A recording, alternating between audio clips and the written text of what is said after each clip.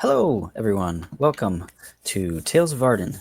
It is Thursday once again, and we get to roll some dice and play some cool friends with awesome people. We are a little stripped back today. We just have three lovely faces to play with today, but they will be three different faces next time we play. It'll all work out, you'll see. So follow along with the story as we continue our journey down to Isura. Let's look and see who we have playing with us today. Just starting right up here with our dear Emrys. Oh, hi. I'm Samite. I play Emrys, who is a dad and a husband and a son who's trying to get home to see his mother. Not so much his father. He hates his dad. But Hello, I am Matt, also known as Warp Door Knight out there on the interwebs, and I have the wonderful pleasure of returning once again to Vardin in the guise of Godim Mirson, the Goliath, formerly wizard, now a druid, not a multi-class. Did the whole thing over again. Respect my character, because Chris is the best, and that's why.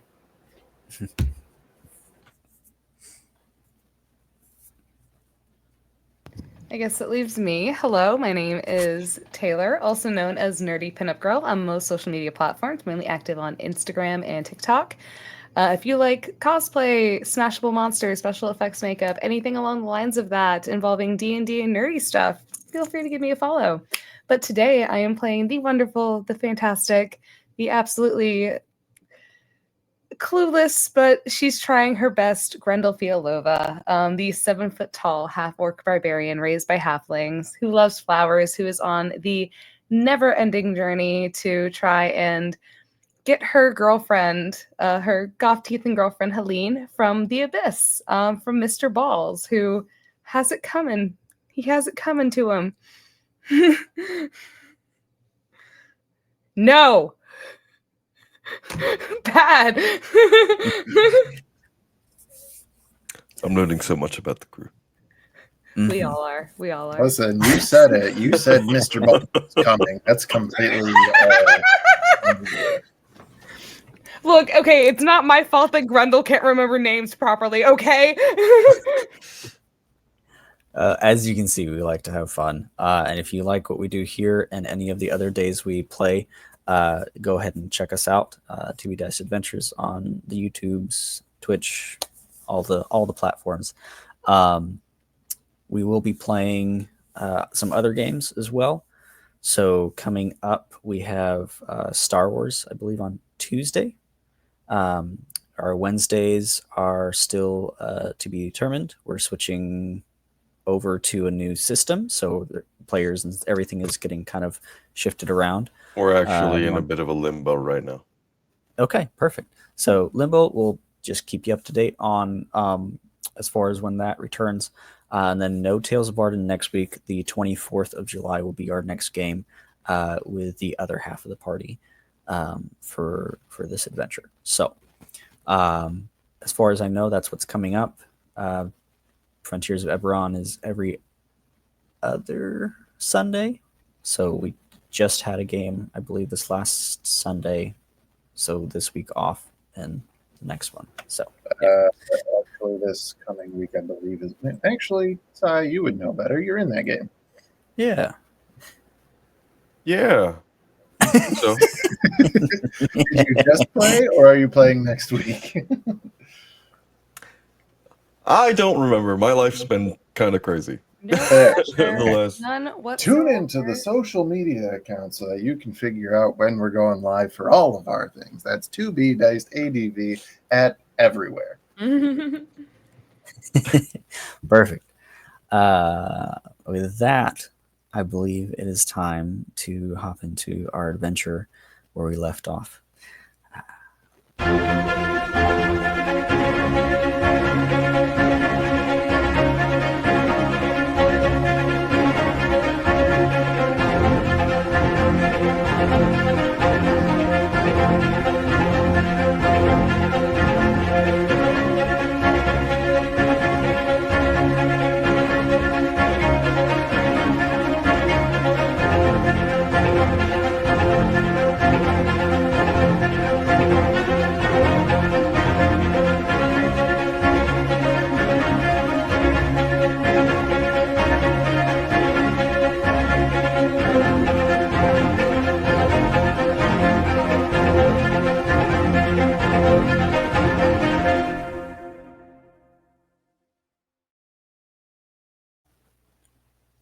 So last time, the party had made it to the sandstone village of Indramir, just south of the Bramblewood Expanse, and on their way to a small farming town of Isira, far to the south of the continental Grand Soren. They had stayed at an inn tavern, and at the end of last session had defeated a party of abyssal infused gnolls, sent them with their tails between their legs. And that's kind of where we pick up now, as the town has settled from the excitement of the morning. The fire that had been set to the inn has been taken care of, and the party is making preparations to head out of town, back on the road on their journey. Is there anything that you all would like to do in Indramir before we head out? Anything in particular? You've collected all of the necessary supplies.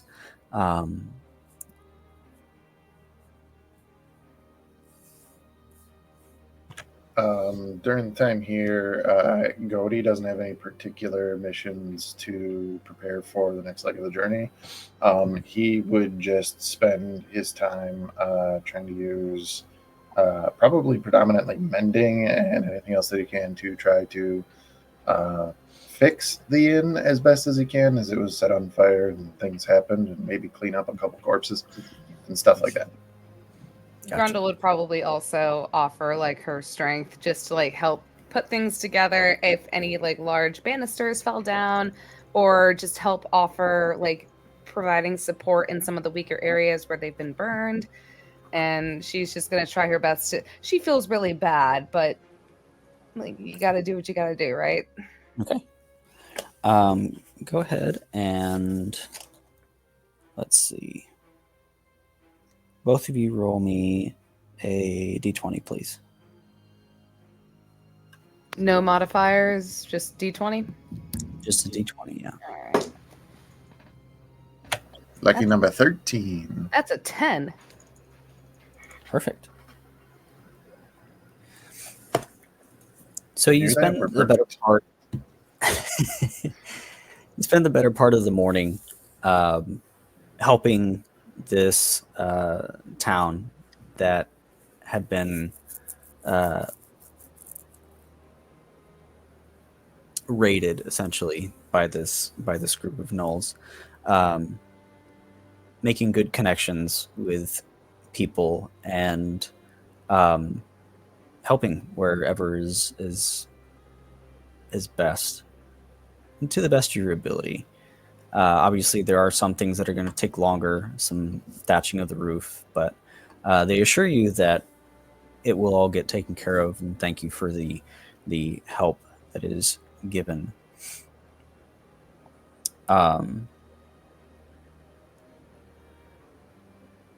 William seems eager to get on the road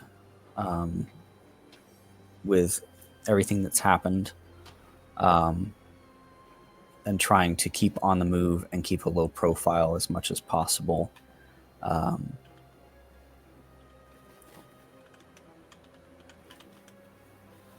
So with that,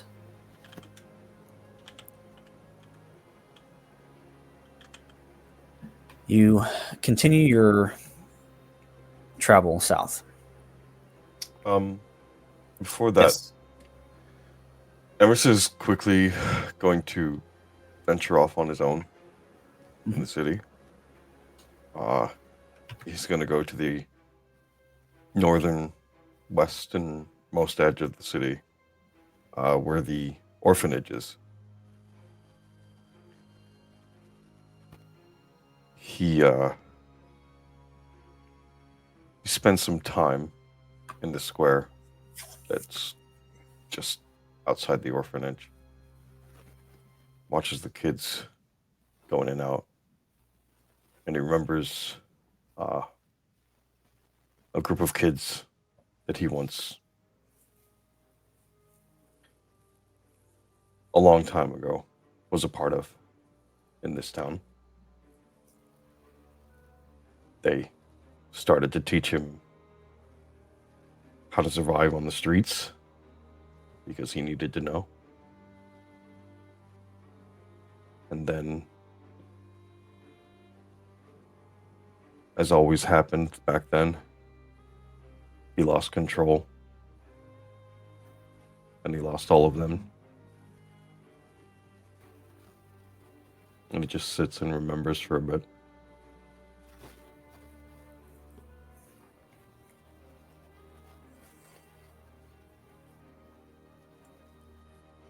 You watch as these kids play outside. You see a group of 3 or 4 kind of playing together. And up towards the gate, there's one kid that seems to be off by themselves.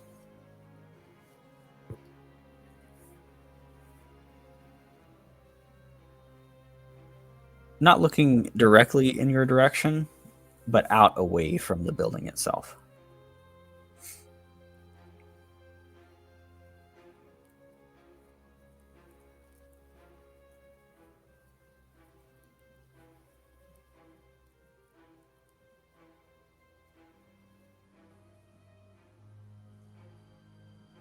As you're sitting there, make a perception check for me.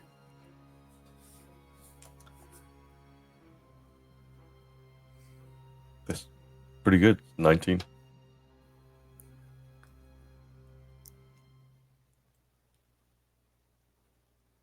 You see through the window of this place, and figures move behind the office desk, and you recognize one of them as Ezio Vargas.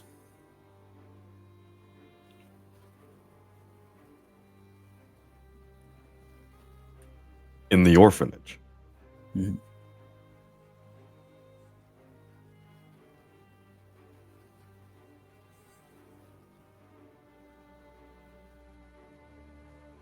Invisible. I'm walking.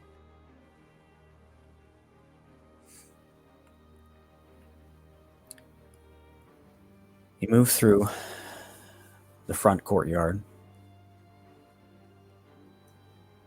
One of the kids opens the door and runs in to get a drink from playing. And you turn towards the office, and the door is cracked open, left there. As you peer in, you see him and the caretaker of the orphanage kind of talking. I'm not sure that I have anything meeting your description.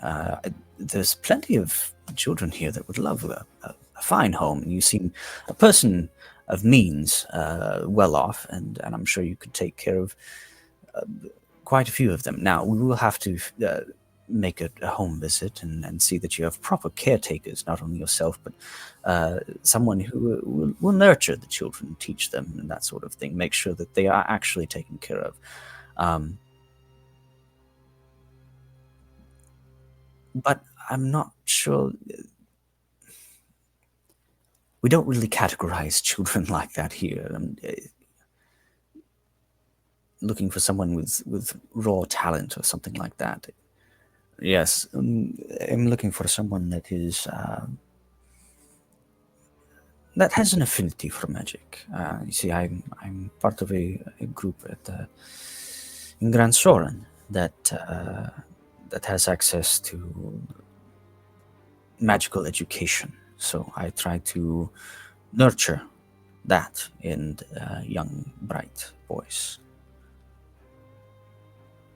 If you come by anything like that, let me know. Here, you may contact me. And he slides a piece of paper over with his information. Just let me know.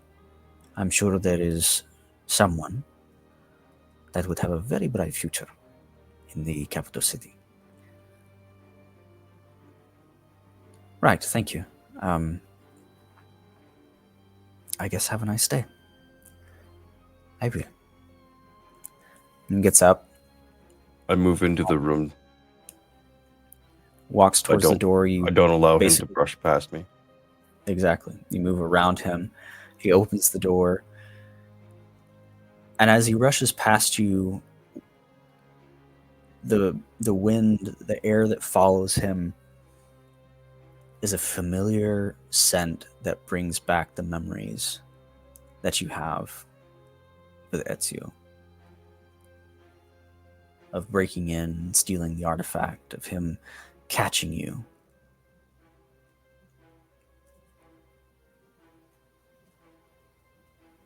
He pauses for a moment at the gate outside. Kneels down and talks to the boy that was sitting by himself. Gets him a pat on the head and slips a silver piece into his hand before he leaves.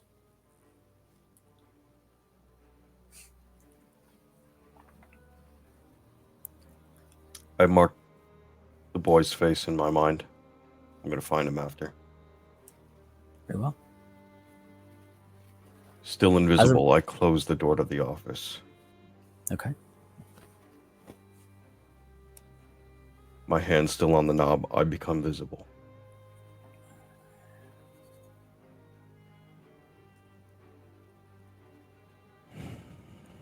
Yes, can I help you? Do you have an appointment? The man who was just here.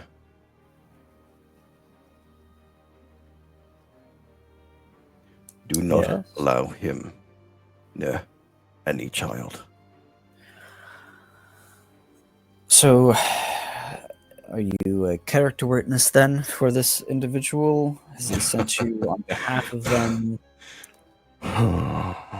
Character witness. Sure. Yes. Yes, I am. I'm one of those gifted kids he tried to recruit long time ago. And when I said no, he tried to slit my throat. Do not let any child near that man. You Very well. understand? You've been heard. We'll take that definitely into consideration, as we do take our protection of these children very seriously. Do I know you from somewhere? You seem awfully familiar.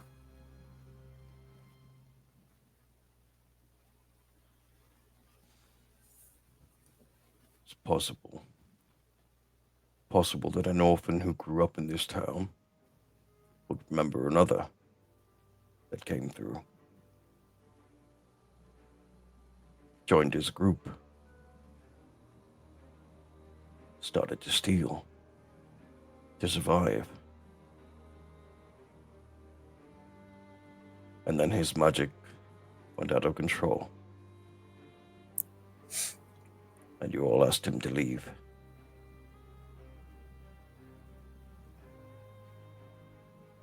It's possible I'm that boy.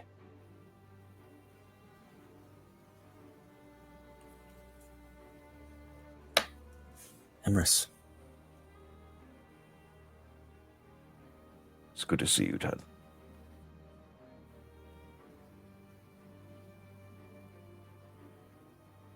he stands up, walks across the floor to you. How are you?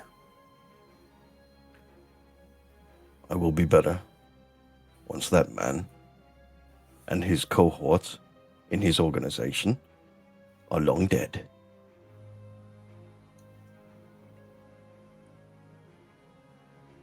And you can trust that when they are, I will have had a hand in it.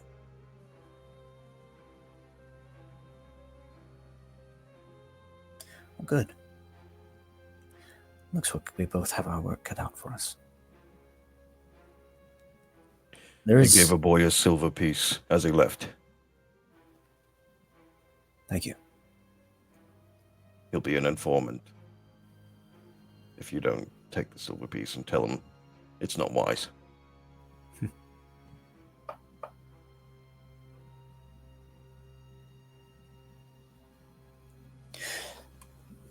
Where have you been?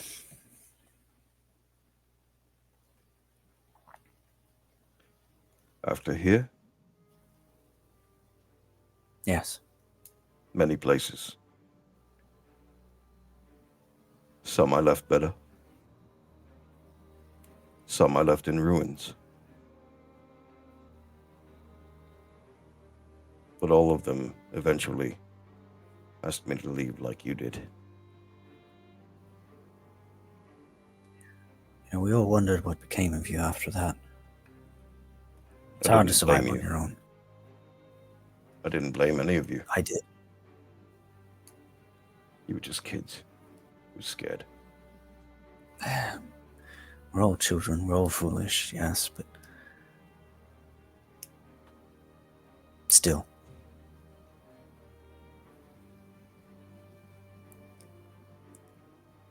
Has your life worked out for the better? I have a wife and a son of my own now.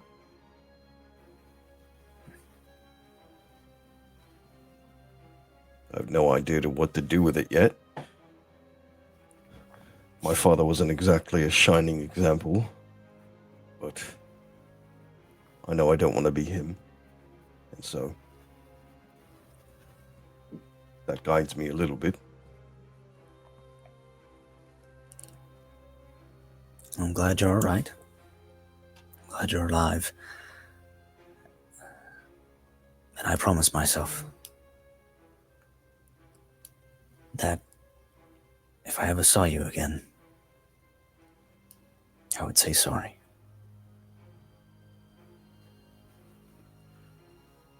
Well, I'm sorry too.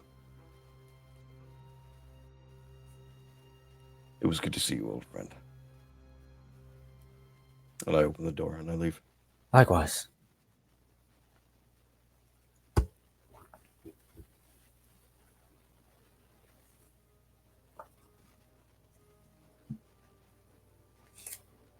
I didn't catch that last bit. My internet cut out on me for a second. I said and I open the door and I leave. Perfect. Okay.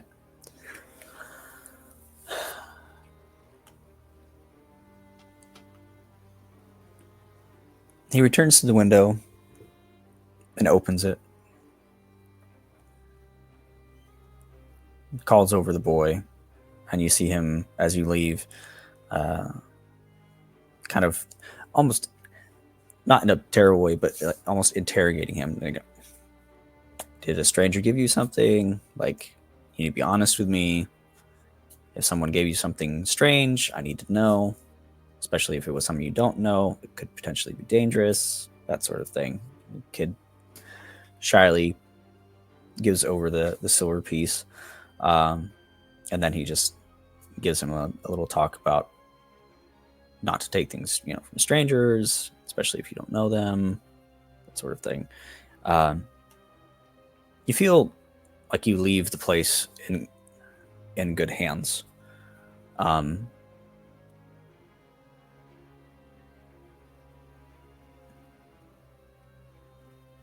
So yeah. I go back and I find the rest. The group all comes together as you return to them. Everything is ready to go. Nina and Finn are there, as well as Grendel's parents, ready to move on.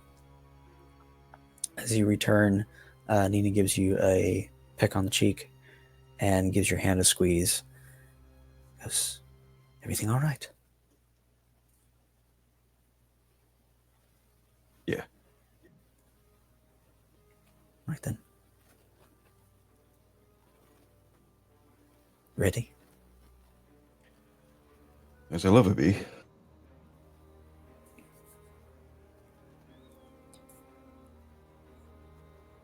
Your group begins to make their way once again down the road.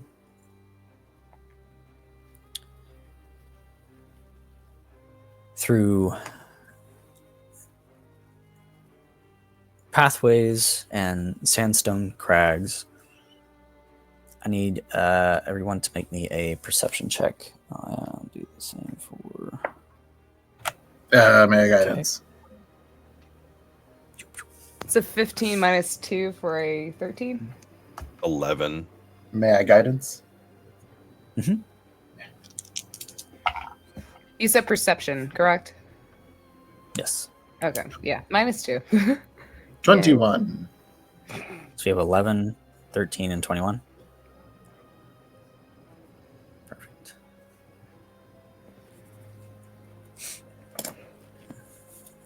Godi, as you're making your way through this more narrow passage, you can see the other side of it as it opens up into more of a field or valley. Some of the pebbles and stones have been trickled down the side. You hear some small footsteps kind of scurrying along the top trails of this place. And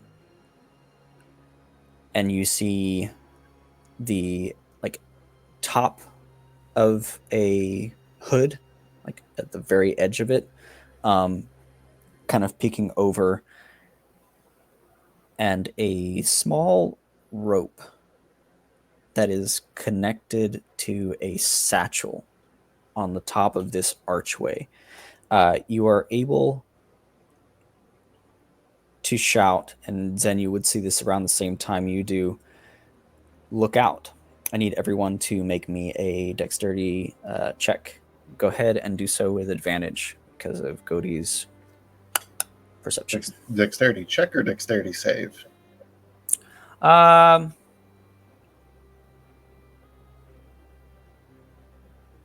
do a dexterity save. Yeah. Nat 20 for the first one, 12 for the second. So that's going to be an even nat 20 from Grendel. Beautiful. That's an 11 from Godi. 22. Okay. Grendel has no idea Emrys, what's happening. you are able to move Finn and Nina out of the way quickly. Grendel, you are able to do the same with Iris and Gormand. This is something that's coming down towards us? So what happens is there is a explosion, and the top of this sandstone arch is coming down in between onto the cart. As it does, let's see what's okay. That one, this one, cool. Godi, you feel on the back of you, William gives you a kick forward as he pushes you out from under the larger boulder. As it comes down, it crushes and wedges itself in between you and Zenu, William, and Nog that has been trailing along with some food that's probably in Zenya's pocket. You hear William on the other side. Is everybody okay? I didn't take damage. I am okay. I managed to get my mama and papa out of the way. Are you okay, William? Are your legs okay? Are you, like, not under the rock? It doesn't No, we're sound like fine. Okay, all right. We're probably gonna have to take the long way around.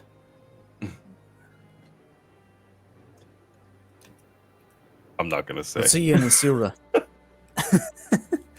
Well, you need to make sure that you need to keep everybody else safe, especially Xenia, because they have, like, a new fragile little human body now. And so just don't set yourself on fire, William. Take care, Grendel. Goldie. Keep him safe. Of course. I want to investigate this explosion that happened. Is there some sort of triggering mechanism? Can I get a feel for the device? So had you seen it, it was just a leather sack that was tied to a longer fuse that was set. As you're looking at this, and the dust kind of settles before you are 3 individuals with masks across their faces. One of them takes down his mask and, excuse me, he's wearing a crimson cloak, and on his hip is a jeweled saber. It's a nice afternoon, isn't it? It was. Now, let's not waste any arrows or expend any sort of spells and effort as far as that's concerned. Just hand over what's precious to you. Gold, preferably. Do we all see this happening? Yeah. Are these guys grouped up? Mm-hmm. Oh, okay. Grendel immediately just like Hold on to that, Emerus. Just let's see where this goes. Just getting a feel for the layout here. Grendel immediately stomps her foot and she crosses her arms as she looks at both of them, like the whole like group, and she goes, "You know, it's not very nice to do that sort of thing. If the what we have does not belong to you, so therefore you do not get to just sit here and ask us to give it to you. You didn't even Grendel. say please." Grendel, I think they're thieves. Well, then they need to be better about things. Why do you have to be like that? You are so inappropriate. We have been trying to just travel along, minding our own business. Why can't you mind your own business? I love the exchange of like Grendel saying, "You shouldn't do this. This is wrong," and then Emerus having to say, "No, they're criminals." And then Grendel's response is, "They need to be better criminals than." They did don't not disagree. they did not even say please. That's like someone called- Godie's going to look across at these individuals and everything that they say, listening to Grendel, and tilt his head, looking at the 3 of them, and just say, "I'm curious as to why you think that it's going to go the way you think." Goldie, I'm Red Jack. do I need to break these people over my knee? Like, what should be the way to go? I can break you over my knee, and she's just Not yet, Grendel. Oh, okay, all right. Chris, what was your response? I'm Red Jack. Oh, fuck me! You're not even You're red. Red Jack! If your name is just Jack, that's one Yeah, thing. But you're did not I even not just red. say that? Oh, you're famous, mate. wearing- You're infamous. Is this really Of course something I that am. they should You know about? know? Wow. I mean, I almost want to give you my gold, but honestly, what I'm going to do is fucking kill you and everyone you know. And my Have a nice question day. still stands, wondering And I go why you greater think it would invisible. take- Perfect. As he disappears, Godey's response is, I'm still wondering why you think it would have cost us, what was the word? Effort. As just like a swirl of frost and mist starts to collect around Godey. Go ahead. Grendel just Yeah, immediately Grendel, go looks at them. She's like, you guys did not even say please. And she's gonna rage. I as need she everybody puts on to her give me flower an crown. intimidation check, please. Am I allowed to get that spell out? Oh no, oh okay. So am I allowed to get that spell out before this happens? 25. That is going to be a 19, 20, 20 a 23 for Grendel on intimidation. It's They did not say please. it's just intimidation, no advantage, right? I'd say advantage with all three of you. Oh, shit. Well, That's a 17. that's a 28. Godey's only pulling an 11 to the table. He's got a -1 charisma. Emrys just, like, turns into wind and fades away. That's still a 23 for Grendel. Grendel is just standing there, Jeez. just angry that they didn't say please. Like, she is just standing in the middle of, like, just open area, just stomping her foot, just being like, you guys did not say please. And your name is Red Jack, but you are not even red. I do not understand. Like, she's angry. God, I love Grendel so much. What spell are you getting off Godey? Guardian of Nature.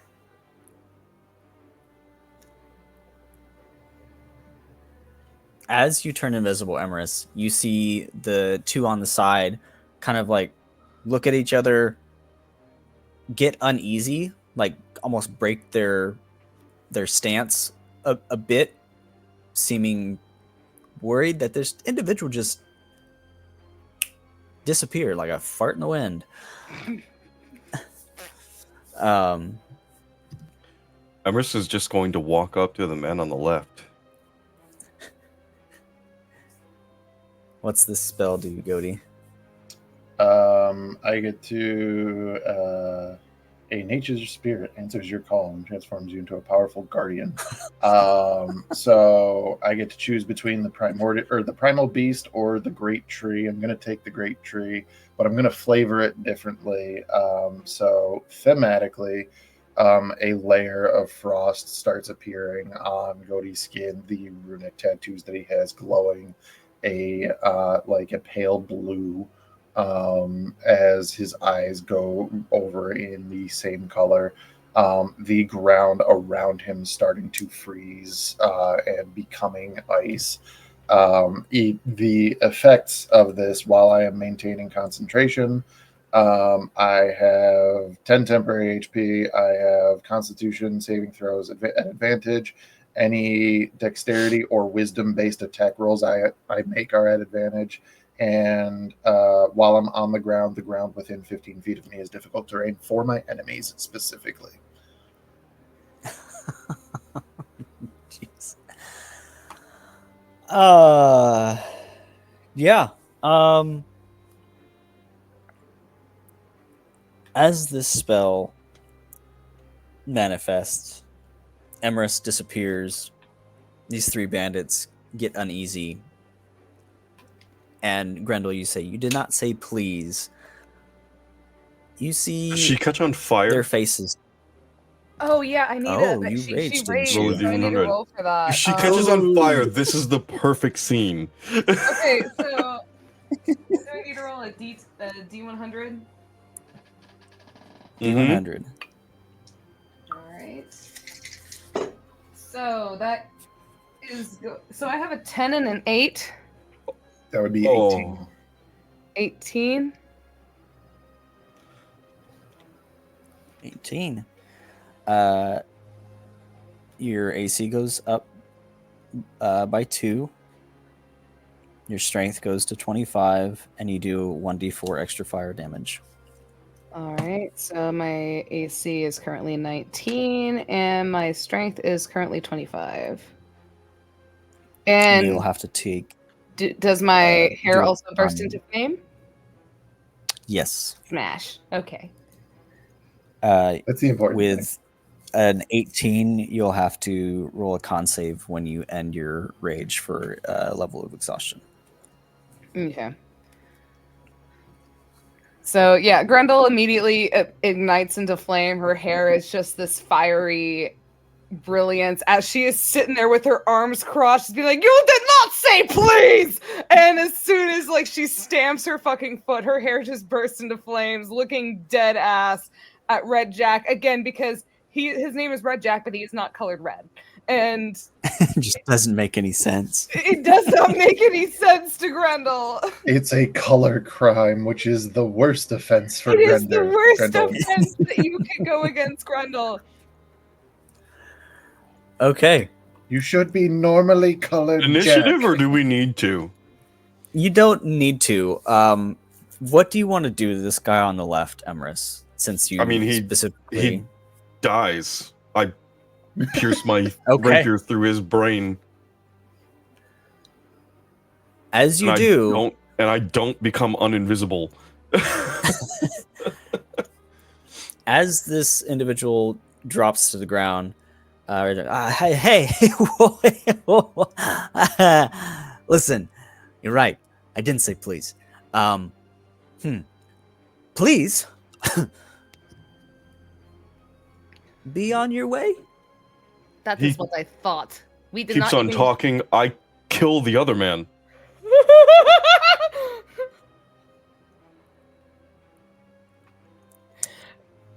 His Grendel wheels. notice this? Does Grendel notice, not Emrys, but these men dropping beside Red Jack? Yeah. Grendel is immediately just gonna, like, upon seeing the first one drop, she's just gonna go, no, no, no, no, no, no, no, no, no. And she goes, I use the whoosh to take out your men. Do you want to be next? Okay. You can stop now. That's please. what I thought, not Red Jack. Please. And then she's just gonna pick up her stuff. Actually, I don't think that is enough yet. And I'm going to look at Grendel and kind of motion as Goaty begins to walk towards Red Jack, indicating for Grendel to follow him. So they're just walking directly towards him. Grendel And skips even though- behind Goaty. Even though I can't see it, I am hoping that Emrys is just behind him, so that if he tries to back up, he walks into Emrys. Exactly where I am. Grendel is just flaming hair, just boom, boom, boom, like arms crossed, super angies, but like she's probably giving off the like most least threatening vibe compared to Goaty and Emrys. But you're on fire, so... Yeah, she is. And when Goaty closes the distance, he's going to get within inches of this individual and just go, famous highwayman? Is that what your claim to fame would be then? Yes. You must have robbed many people. You're not even Oh. red. Not anybody poor, just the proud rich, please. I would really not like to. He die thinks with we're it. rich? Oh, that's funny. We're not rich. What the fuck are you talking about? Speak for yourself. Incredibly rich.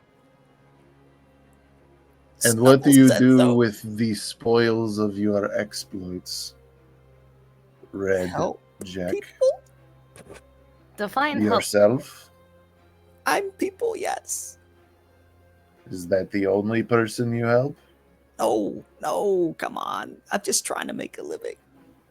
Please. Well, then why are you trying to make a living by being mean to others? That is not a good way to go about things, if I'm going to be honest. Is he doing a Robin Hood thing, steal from the rich, give to the needy, or do I get the vibe that he's just in it for himself? Insight. Yeah. Go ahead and give me an insight check. Guidance. Guidance. Guidance. We guidance if we want to. I did not roll very high. That is a 4 on the die, plus 3 for guidance, and then plus 9. So that'll be a total of 16. 16. It's not very high. It's just a 16 Just a with 16. fucking bonuses. It's not very high. It could have been a 33, okay? With this individual kind of stripped down to his most basic instinct of trying to survive, and your display of power in front of this individual that doesn't seem to have quite a grasp on those skills. This individual does have some selfish qualities. This is a kind of person that would probably slit your throat for a silver. Ew. However,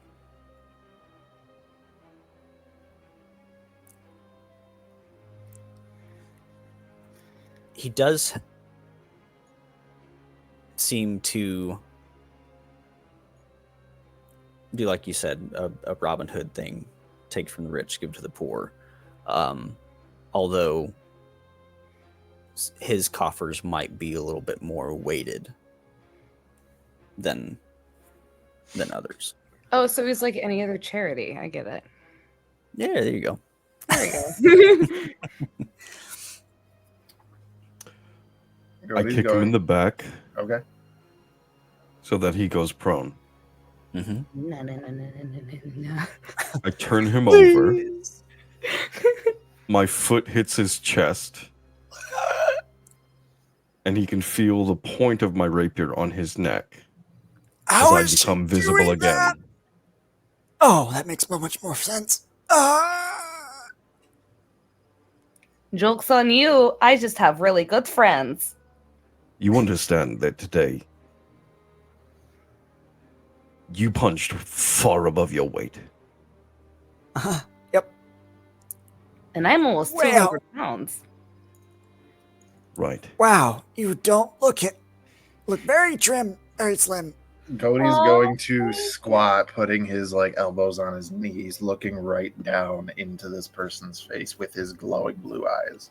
Grendel's just standing And there you're still with her arms Incredibly crossed, handsome. on fire. Your eyes so blue. His eyes are very blue. I keep telling him that. They're so nice. Very nice.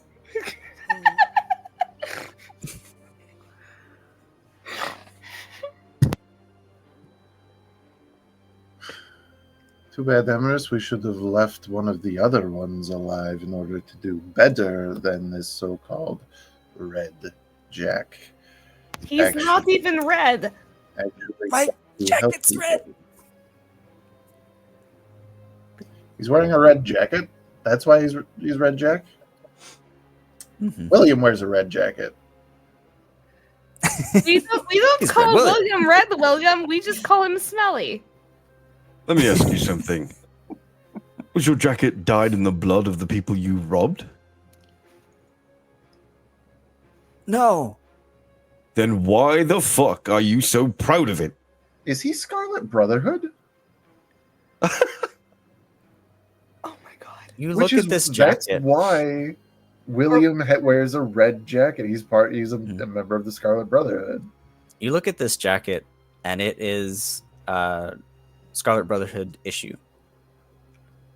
Does he have a But- tattoo? Or does he have a brand? If you look for one, you don't find one. No.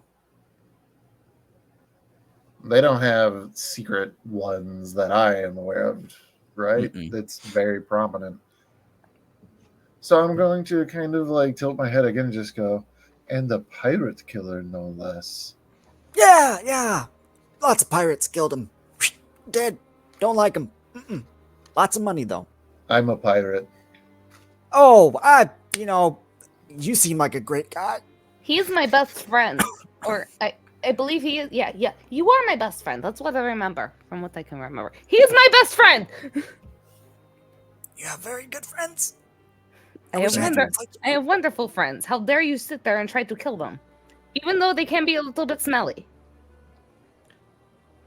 So here's the thing, Jack.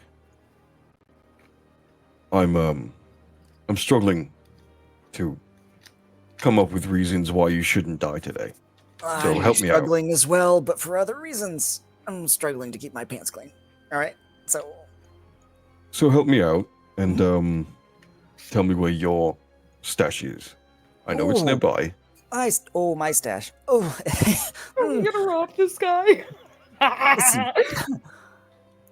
oh, okay. You understand you put my son and my wife in danger, right? Yeah. And my mama and papa. That is not okay. And you didn't even say please! And for that, please, yes, please. I am very sorry. Oh, could you please just? I poke him a little bit with the rapier. Oh yeah, right. Okay. Okay. Boy, you're gonna head south. All right. You're gonna come to the edge of the forest of Mindrasil. Okay. You're gonna see a rock that's shaped like a rabbit.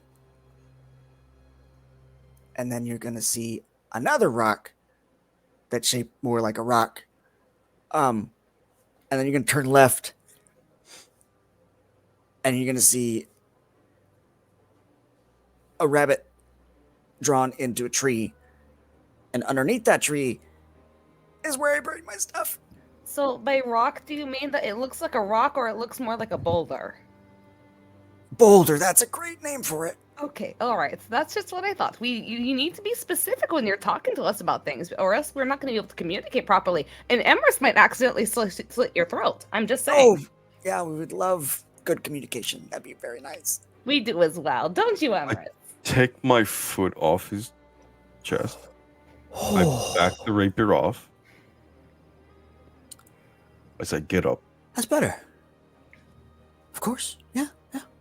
Gets. So. Take the jacket off. Grendel puts a flower crown on top of him.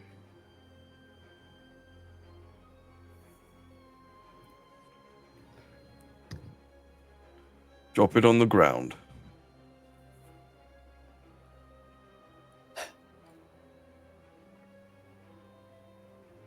This day forward, you live an altruistic life, Jack. If I ever hear that you stole from another person in this area, or any area, I will find you. And you won't see me coming. And now that you don't have your stupid red jacket, you're no longer Red Jack. Your name is just Jack. It's okay to be just Jack, because you can be Jack in your own way, not in like all the other Jacks. You're not gonna like this. My Your name's not name's even not Jack. Give me a reason to not like you, and I will fucking smash your head, and I will decapitate you name's- right here and now. Daryl. Your name.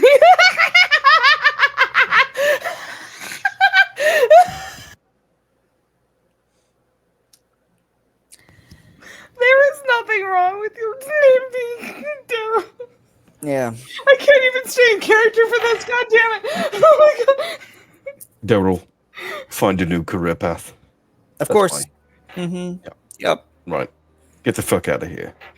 Cody's going to slap the coldest hand on Daryl's shoulder, like with the intent of like, if I need to, I'd cast frostbite. I want there to be a lingering white hand on his shoulder when I move my hand. Just kind of like place the hand, grip tightly, and just go, "We'll be in touch, Daryl," and then let go. Looking Grendel. forward to it, sir. Goldie, Oh, can you heal these two shitbags? Grendel's gonna take her time. She's again, after she puts her flower crown on top of Daryl, she goes, I personally think Daryl fits you much better than Jack, or as you said, Red Jack. I think Daryl fits you much better. And I think Daryl also means you're a very nice person, if you really want to be, but you have to try to be a nice person, okay? Yep. I guess it's back to playing gigs at taverns. What do you play? You play music? Used to play a hell of a lute back in the day. So, whenever my parents open up their new place, I guarantee you, you will have a place to perform if you ever want to. I will make sure of that. Just don't try to crush my mama and papa again, or else I will kill you and I will snap your neck like a goddamn squirrel. You snap the necks of I- squirrels? Well, you have to eat sometimes, especially when meat is very scarce in the winter. It's terrible. I didn't like it either. I cried every time I did it, but it made really good stew. Godi will spend 2 spell slots of the 3rd level casting Revivify on these 2 individuals. So that's 2 diamonds of 500. If it's too hard to heal them with just cure wounds, just don't worry about it. They're dead, bro. Cure wounds don't do nothing. You murdered them, Emrys. Yeah, you killed people. You said I kill them. Wait, how does healing magic work? Oh, Amris, it kills people. Shit. Sorry. He Oh, Tummy God. was making the rumblies that only the whoosh could satisfy. Oh, I stabbed him 37 times in the chest. Amrys! Well, that's fine. You can just cast a healing word. You know, Hakuna Matata, and then they're back to working. Ta-da! I really Oh, thought that's how it worked. I don't know why. Like, this face is so undercooked. Raw face is just gross. Well, shit. I mean, don't spend your diamonds, mate. It's fine. They're not my diamonds. They're KD's. Price of doing business. So they Again, they are KD's diamonds, so I have many of them. Save them for the group, mate. To be honest, I don't know how many I have. I have a blank check from Victor. Are you serious? In that safe house was spell components that Godi was able to take. Well, we need to figure out just how many you have. Clearly, you've never listened to Victor talk about how much fucking money KD has. Yeah, no, that is unknown and honestly a bit I'm terrifying. going to keep casting spells until Chris tells me to stop. So, do these 2 individuals come back to life? I mean, I don't care, but if it's being It's up to insisted you, man. not, It's yeah, up to like, you. honestly, it's more the spell slots than the diamonds at this point. Okay. All right. So quite literally, Godi will walk up to each of them, and not the same one that he used for Xenia. He would do Velulu, which kind of looks like a lightning bolt, and put that on their foreheads, which will fade away once they are actually healed, and cast Revivify, bringing them both to life with precisely 1 hit point. Their eyes open up to see you. Oh, I dropped the Guardian of Nature. We're going to be normal intimidating. Normal intimidating. They still open their eyes. They still open their eyes to essentially the Night King from Game of Thrones. So, Which, with that, they will stagger to their feet and stumble as far away from the group as possible. And as Daryl, now dethroned from King of the Highway, walks ashamed, stripped from his riches and title and any sort of dignity that he thought he had, the road is open to you once again. as they Right, you- walk You away. two shitheads. Yeah, okay. You might be picking up what I'm putting down. That's your boss, Daryl. Right? Do you know what Daryl? Like him, you're going to find new lines of work. Something a little more altruistic. or I'll find you. And like your boss, you won't see me coming.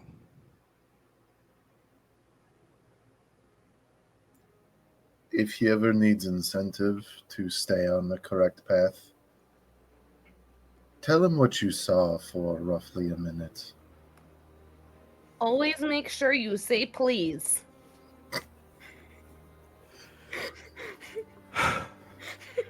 Grendel, you're still on fire. I know. I'm really getting this, aren't I? She does not realize she's literally on fire. She just thinks that Emrys is saying she's on fire with telling these folks what to do. And we send them on their way, and we collect our things, and we move on. And so help me God, if I am 2 spell slots short of saving somebody's life, I'm going to be pissed at Daryl. Fucking Daryl. My son could have kicked their ass. That was sad. Yep. And you enjoyed every minute of it. Yeah. I raged for nothing. God damn it. I spent 2 3rd-level spell slots and a 5th-level spell slot. I spent a 4th level. They're just My last 4th resources. level. I still have plenty, but... Grendel set herself on fire to like fucking fight this motherfucker, but no, he's just a pussy. You know the fantastic thing about being a sorcerer? Sorcery I points. get my spell slots back. Yeah. There you go. Now separated from Nog, Xenia, and William, still heading south with the families. Just so that it is said, Cody would communicate this with KD, just in case there's something that our Overwatch owl can do. Okay, perfect. As you reach out to communicate with KD, you see a familiar owl take off from a nearby tree, flying over the top of where the cabin was, to make sure that everything on the other side is taken care of. You see on the other side, given to you via the familiar's perspective, and you also would hear it most likely, the sound of gunshots, as there are 3 more bandits on the other side getting mauled and eaten by Nog and shot in the face by William. Is that Blue Jack? That's 1 fish, 2 fish, red fish, blue fish. Watch it be even worse. It's just Daryl and those other 2 guys thinking that they can get these guys. Well, these guys can't be that tough. oh God! Like, he got lucky. Grendel was if Grendel was over there, they would have probably been safe. But my God, William, no, that man is ending all of them. On this side, later. Yeah, on this He's side, gonna be Red Jack in a whole other different dimension. Hey, yo. Yeah, on this side, friggin' Grendel set her hair on fire. On the other side, William sets you on fire. Mm-hmm. And then himself on fire, because that's canon. Tarzan, if you're watching this, goddamn. But yeah, anyway, I go and locate their stash, and I take all their fucking gold. Very well. Do they have anything special in there? Yes. I would say anything special or anything that somebody with a more sympathetic heart might want to return to its owner. If it's just, this is valuable, I don't care. But if it's like, they stole something important, Like an heirloom I would or like something. to know. Yeah. You see different bits of fine jewelry, money, anything that someone would be carrying in their pockets at that point. You notice that it's mostly things that the average person wouldn't have on them. These are more people of status. I was about to say, are they tarnished or are they well kept? Yeah, they're well kept, but nothing that immediately shouts, "This is somebody's heirloom or something special that should probably be returned to someone." Gody pries 2 500 gold piece diamonds out of the jewelry. Which you easily find out of what's there, leaving behind just the housing of the diamonds. You scoot around the edge of the forest of Mindrasil, heading south, and as you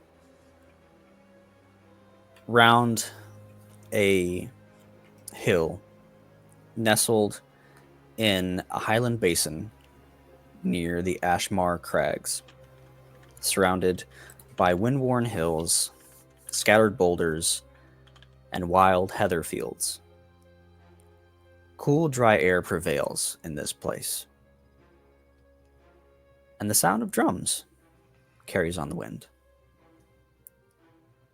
In the distance, you see the town of Hollowhern, founded by orcs.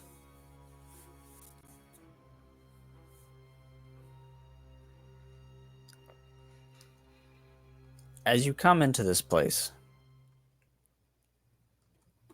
it began as tents, wooden stockades, and what you see now are sturdy stone dwellings, large communal halls, terraced gardens, and sun-baked brick kilns.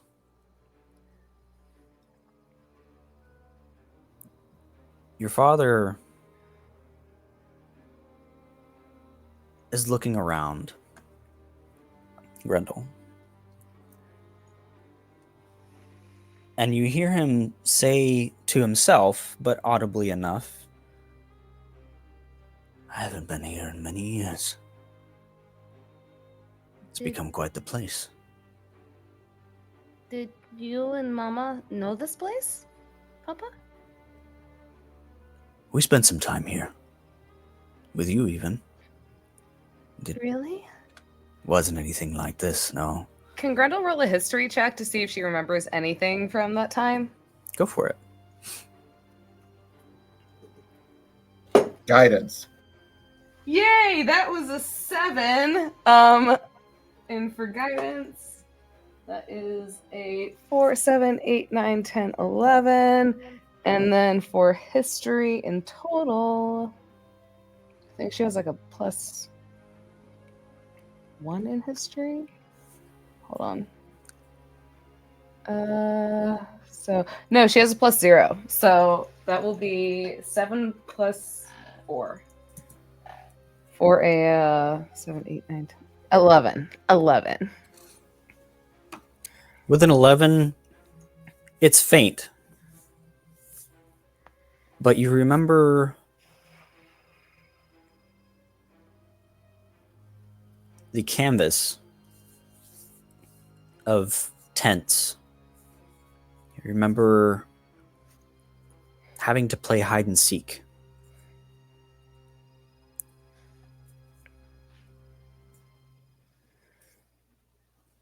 And not much else. Grendel, she is immediately like taking hide and seek, because I'm guessing hide and seek is something a little bit darker than what is anticipating. Grendel would just immediately turn to Pop, like her father, and just be like, "Oh, this is where you taught me to learn to play hide and seek, correct? Where I had to hide if any of like the loudness came and people were coming in, and where you taught me to play hide and seek." And that's kind of, I think, how we ended up losing each other, because you also taught me to play hide and seek. Yes, this is where it first started.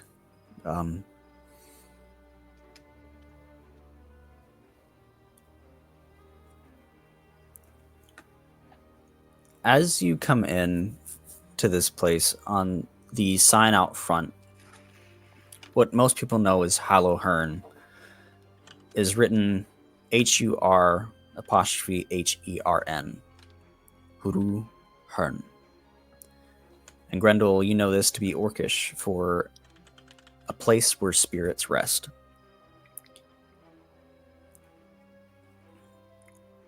Grendel, she'll just kind of cock her head to the side and she goes, Is this where we had nap times?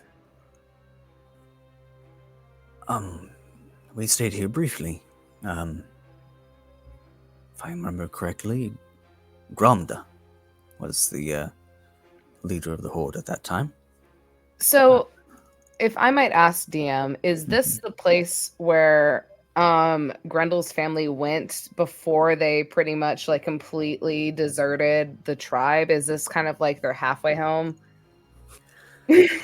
So this would be a different tribe of orcs that had settled down into this area after the long dimming wars.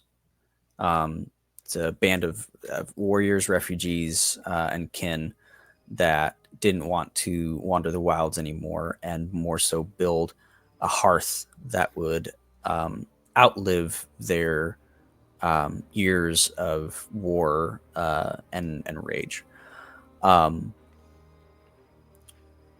This would be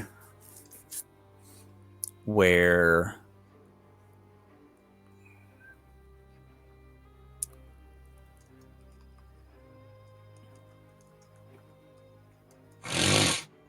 you remember the memory that you had. I can't remember when that was, but it's when your father was talking to you about the serpent in the stars. This would have been that memory, or the place for that memory. And as you come into this town, your father kind of nudges your arm a bit and goes, Grendel, or Dahlia, which do you prefer?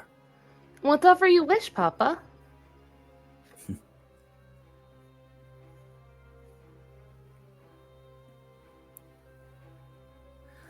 Tallflower. I think this is where your mother and I need to be. I feel like we're slowing you down too much. You've got places to be, getting to things, but No, I understand. It was never easy being separated from you, but I know I need to go on my own journey, just like you need to go on your own journey with Mama. Especially now that Mama is the way that she's supposed to be. yes, of course. I think we'll be safe here.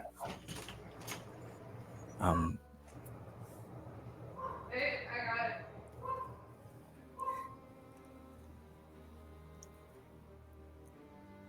I went ahead and unmuted her. Thank you. Emrys is going to saunter off, take Nina and Finn. Lots of things have changed around Hollowhorn since he's been here, so can he find his stash? Is it possible? Go ahead and roll for me. Actually, no. What do You we knew do? the general area, so would it be investigation? Well, like,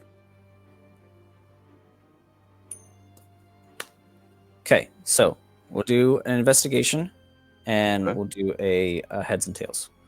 So, alright. So,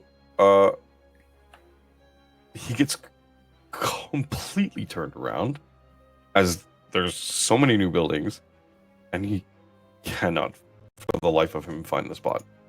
okay. Is there or not? Give me a heads or Roll tails the natural one. just for my own. Heads. Okay. Like you said, it was stockades and log fencing, and now they're permanent structures. Earth has been moved. Things are completely where they weren't or shouldn't be or weren't. And as you're kind of looking,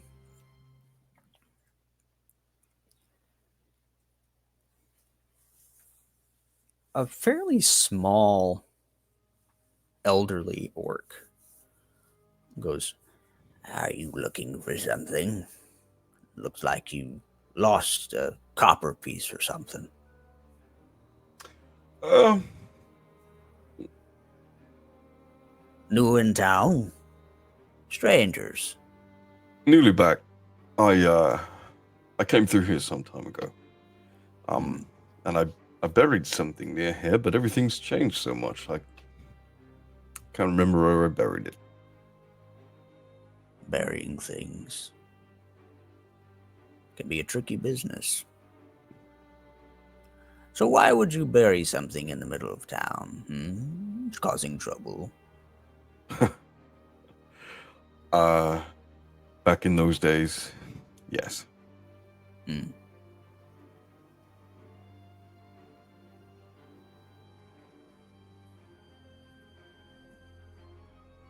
Well, we all cause trouble in our youth. No harm done.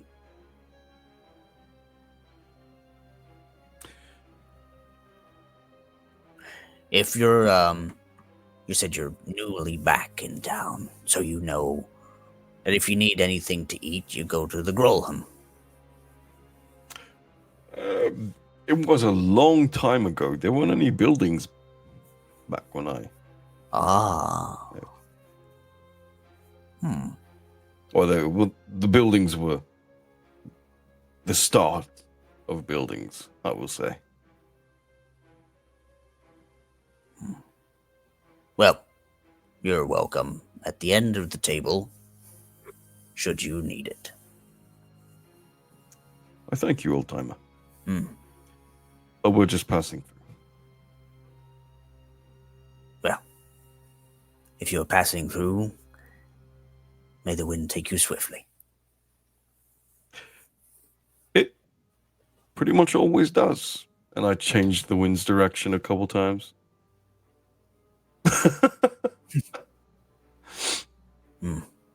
These autumn breezes, very unpredictable. Odd, aren't they?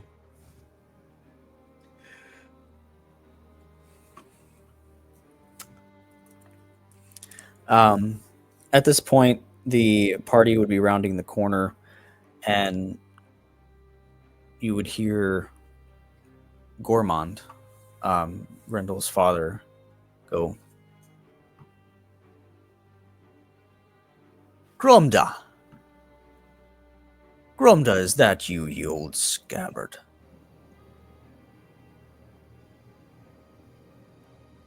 "Gormand, if I'm not mistaken. Still as ugly as ever." They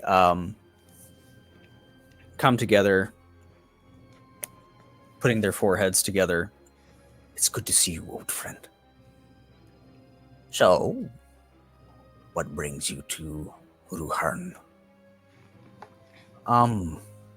Looking for a place to stay, actually." "Well, I never thought you'd come. Welcome. We'll get you set up." As they kind of go off on one side of the street to talk and catch up and make plans for their staying. You might want to give him a job at that place to eat. My papa's a very good cook. Grendel, in your hand, you would feel your mother's. Take yours gently.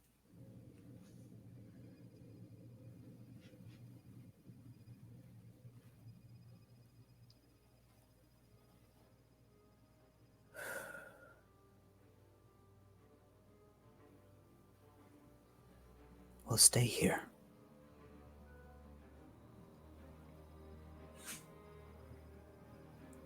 Grendel, she kind of takes a moment and she's like, "I'm very, very grateful that I got to know you and Papa, and I got to meet you guys, and actually know that I had a family that did want me, and they didn't just abandon me. But just like I have to go on my own journey to find my Helene, to get the love of my life back, I also know that you guys also need to find comfort in your own way. And if this is a place where you and Papa feel safe, then I'm so happy to at least know that my parents are staying someplace where they are cared for. You'll always know where to find us, Stowflower. I do now, Mama. And it makes me so happy at least knowing that despite all that might happen and all that might change, I always have a home to come to with you and Papa, and also with Mama and Pa, which I would love for you guys to meet my halfling parents, the ones who raised me. They would absolutely adore you. They really would. We would love to, dear. Just let us know when you have the time, and we'll get together. I would absolutely adore for you to meet them. They're rather small, so we need to be gentle with them, obviously. But they are the ones who saved me and who raised me and who took care of me. And I know you didn't mean to leave me out there the way that you did. You were just trying to keep me safe. But I really, really would like for you to meet the people who made sure that I stayed safe. And I'm sure that they would absolutely adore to see where their tall flower came from.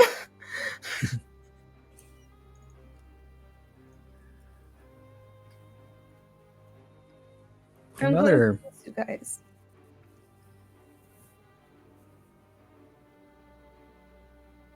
She holds your face for a moment.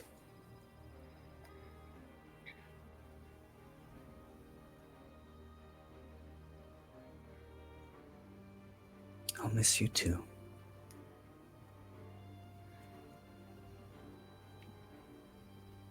Grendel just... Oh, sorry. Go ahead. Go ahead. Grendel is just gonna very gently lean in, and she's gonna softly headbutt her mother as Xenia taught her. And she just then, again, after headbutting her, she just softly nuzzles her mother and just nuzzles her forehead, and she goes, "You will always be a part of my home. And you are a part of my family. Despite what happened, it doesn't change the fact that you are my mother. And you always will be."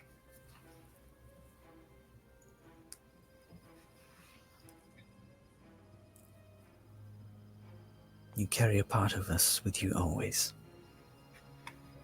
And know that your father and I are, for what little we've known, we are proud of you. And Grendel, the person that you are becoming. she just gives a big smile, and she goes, "Well, I cannot wait for me to, after I save my Helene and everything, we can come back and you can get to meet her." And I have been very lucky to find myself surrounded by love by many, from Emrys to Smelly William to Mr. Goldie to Xenia, who's taught me pieces of my culture that I never got to know. And I'm very grateful that I also got to learn just who my family is. And I know all you wanted for me was to just be safe and to be happy. And I want you to know that what you did, the sacrifice that you made leaving me there, or even if you meant to come back, you didn't abandon me. You left me for someone who could take care of me whenever you guys could not. And I can't help but just be grateful that you allowed for that to happen, and how the universe seemed to work in a way that I was taken care of and loved by more than just one family, not just you, but my family, my mom, pa, and then Mr. Goldie and Amris and William and Xenia and my Helene.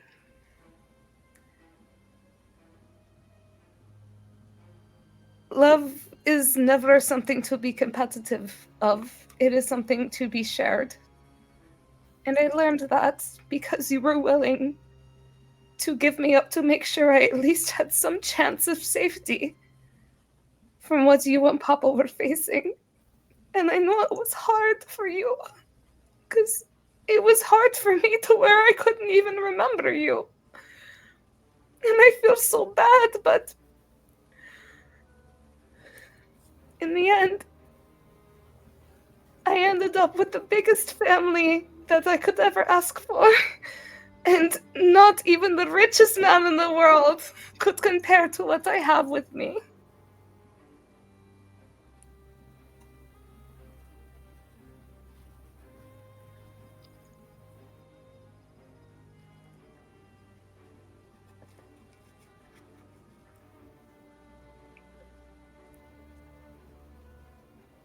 The hardest part for us, Talia, was the not knowing.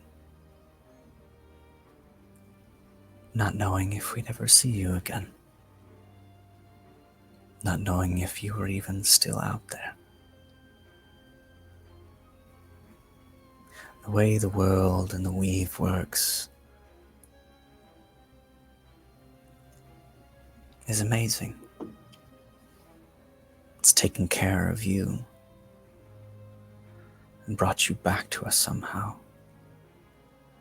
I really don't know how the whoosh works, but if it worked in the way that it did, then perhaps I may have a little bit of magical flair that you guys don't even know about. I'm sure you do. And you see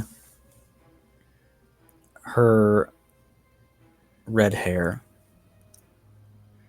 begin to move in a very similar way that yours does when you rage. From the roots, it begins and starts flowing down.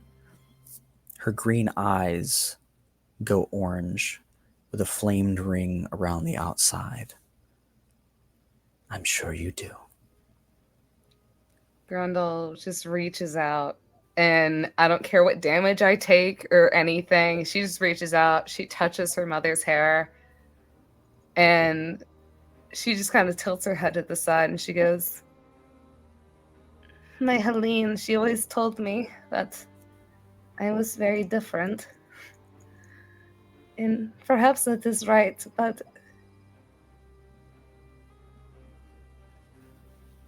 she always told me that if you cannot find the light in the darkness, to make yourself the flame. And I will do my best to be that for not only myself and the one I love, but for all the people I love. Mr. Goldie, Emrys, William, Xenia, Nog. If things ever get dark, I will always try my best to light the way for them. Because they mean the world to me. And we always light the fires to make sure we keep those we love warm.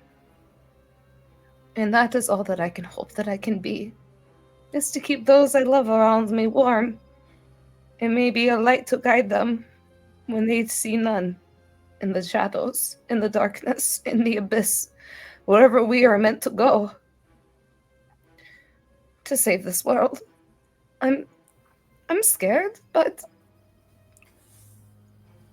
I know with all the people who love me, I can do great things. And I have something that I need to protect. Many things I need to protect. And I will make sure that I will do anything I can to make sure that the whoosh is protected. Always.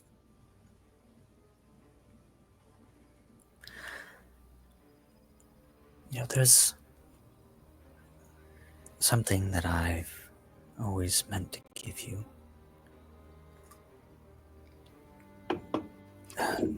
Father seems to be going a little bit long-winded, so I'll have to go rescue him here in a second, but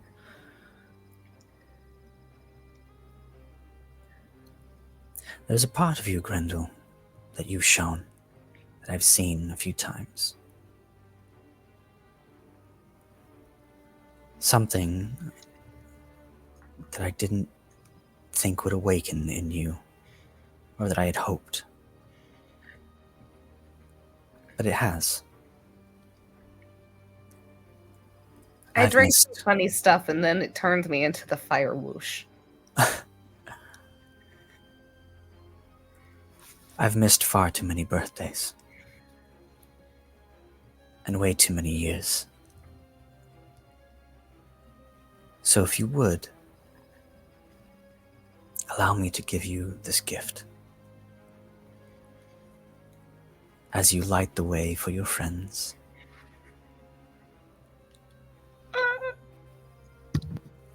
She places her thumb on your forehead. Grundle immediately just like presses her forehead against her mother's thumb. Like it's natural to her at this point. You feel a warmth pulse over your head, like someone playing with your hair. Just that gentle, flowing feeling over the top. You feel something change.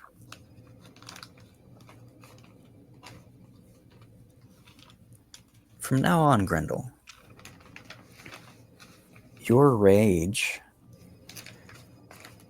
doesn't come with a curse. Oh, thank the gods. As you begin to gain an understanding of this flame inside of you.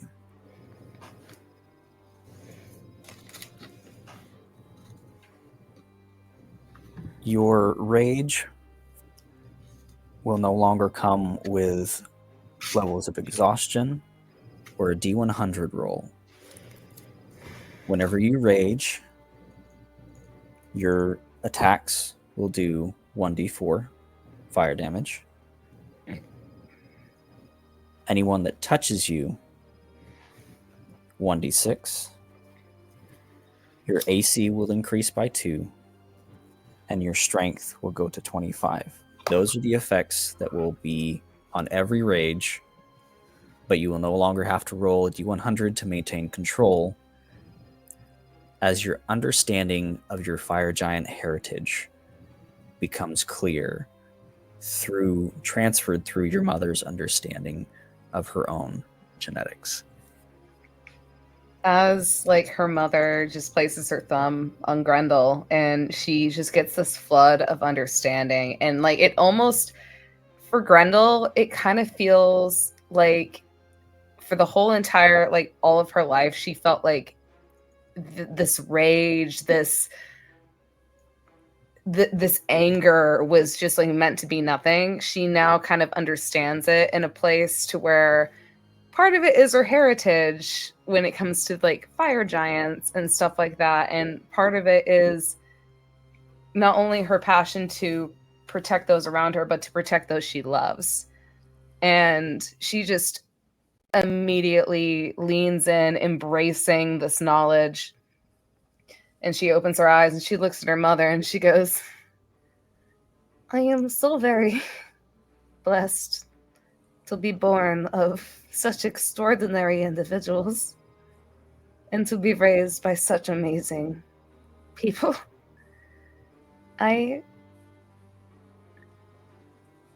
Mama, I am scared of what is to come. And I have been very scared of this rage I've been feeling for a very long time. Because I thought maybe I would lose myself, but I realized that this rage is a part of myself. It is a part of who I am. And it's not meant to hurt those around me. It is meant to protect those around me. And I will do everything in my power to make sure that they know that. I will carry on our lineage in the best way that I possibly can to know that instead of hurting those around us, we protect those around us. Because that's how it should be. We shouldn't have to feel paranoid about our family and our friends and those who protect us. We should make sure that we keep all those people close and safe, even when things get scary, like they have been. Thank you for helping me understand that a little bit more. Because now I feel like I can protect my friends better, and that makes me so happy. She grabs your hands and kisses them before putting them down and letting go, leaving a small stone in your hand. When you're ready, listen to this. And should you need me, I will be close. Now Father's talking about old woods stories. I should probably go stop that. Mama, there should be nothing to be ashamed about when it comes to Papa's war stories or what you have done in your time. All that you did and all that Papa did was because you wanted to protect those you cared about. So maybe just live and indulge in those moments. There should never be any shame in loving those who are around you, as long as they love you too.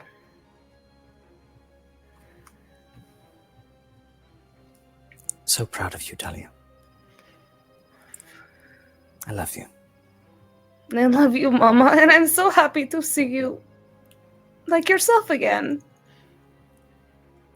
And Grendel, does Dahlia's, or not Dahlia, but does Grendel's mother still have that jade blossom that Grendel gave to her the first time they met?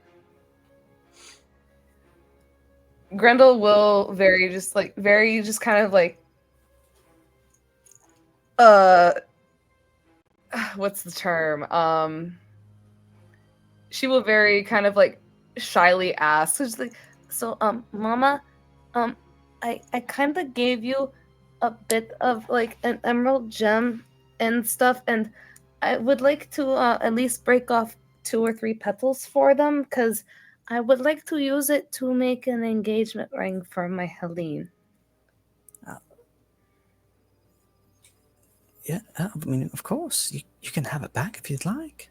No. Because when I gave it to you, it was one of the first times that you seemed to actually come back to us. And I want you to keep that as a reminder. But also, I do want it to be a part of our family. And Helene is hopefully soon going to be part of our family. And so I would like to just have like just a few petals just to make sure that I can make her engagement ring, and then hopefully Helene could be a part of our family as well, if you would be okay with that. She's absolutely beautiful. She's amazing. Like she's in like Grendel just starts going on this whole tangent about like how Helene is like the best thing she's ever known. What are Emerus and Godi doing during all of this?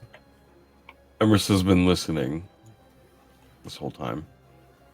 So he'll let Godi go first.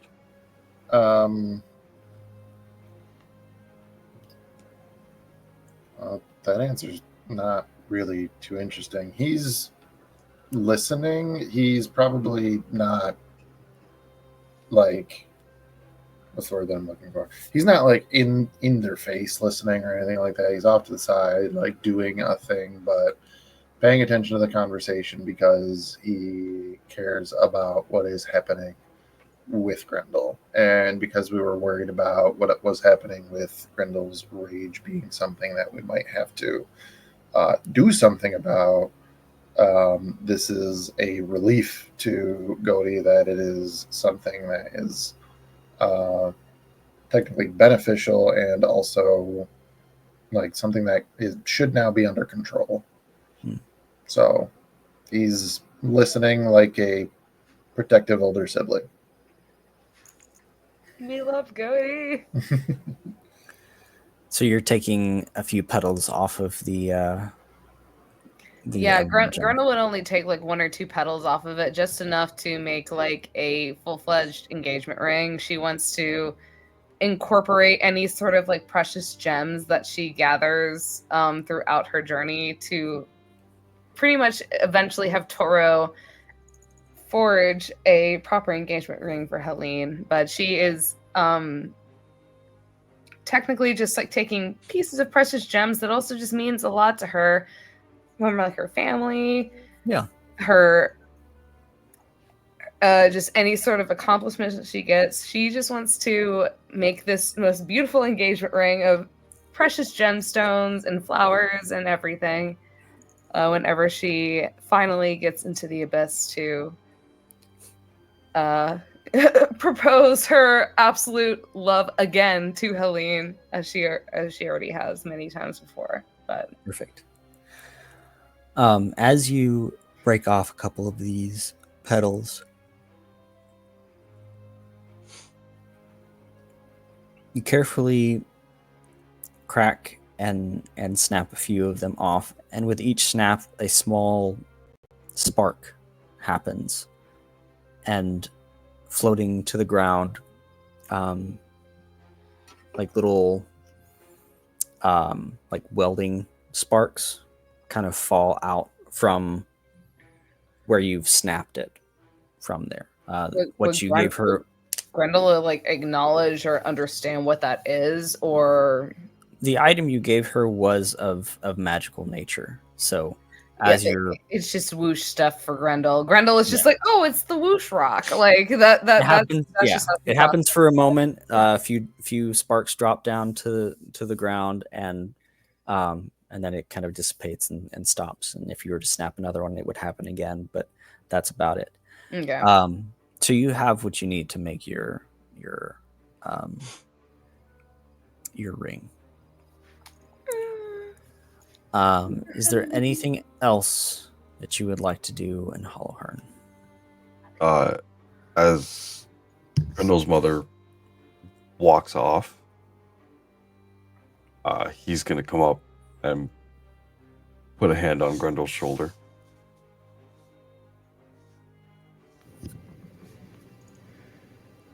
So, you realize what this means, right? What do you mean, Emrys? Well, it was never the potion. Sure, the potion unlocked something within you, but it was within you.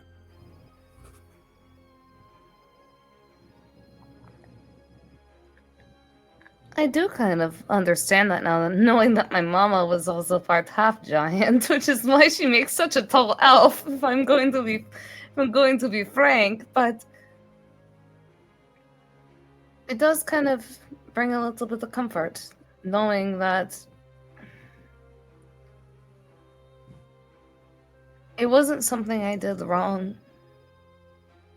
It wasn't me wrong drinking that potion or anything like that. It was simply just something that was probably going to be unlocked later on. And if anything, it shows that I've always had a connection with my family. Even when I thought I didn't. Until I found them. I almost feel like my rage and the fire giant within me, it's always been a part of them. The passion to just protect those I care about. And I'm okay with that. Emerson is going to turn and ask Nina to take Finn for a little walk. Of Show him course. around town. Why is everybody so tall here? Why is y'all green? He's just asking a million questions I'm about. just very tall, little Emrys. It's okay. Oh, no, your name is Finn, right? Okay. Yeah, no, I'm just very tall, Mr. Finn. It's okay. So as soon as they leave, Emrys is like looking at the ground. Can't really look Grendel in the eye.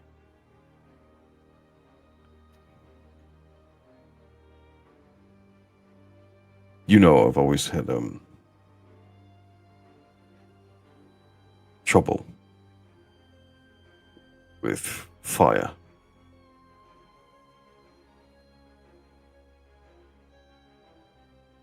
I've always been able to do it. But I locked that part of myself away a long time ago. Hearing you talk about your relationship with fire, with your mother, how it's a good thing, and I don't know, it just made me realize that maybe I was looking more than just the flames away. So, Emrys, do you want me to tell you a secret? I'm gonna go ahead and tell you the secret. Sure. So, I actually used to be really scared of fire too.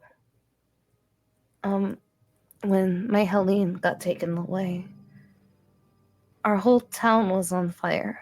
Everything was on fire. I couldn't save her as she was being pulled away. I remember a burning building coming down on top of me, and that was the first time that I raged. I thought that fire was always scary because it reminded me of my Helene being taken away. But I also realized that,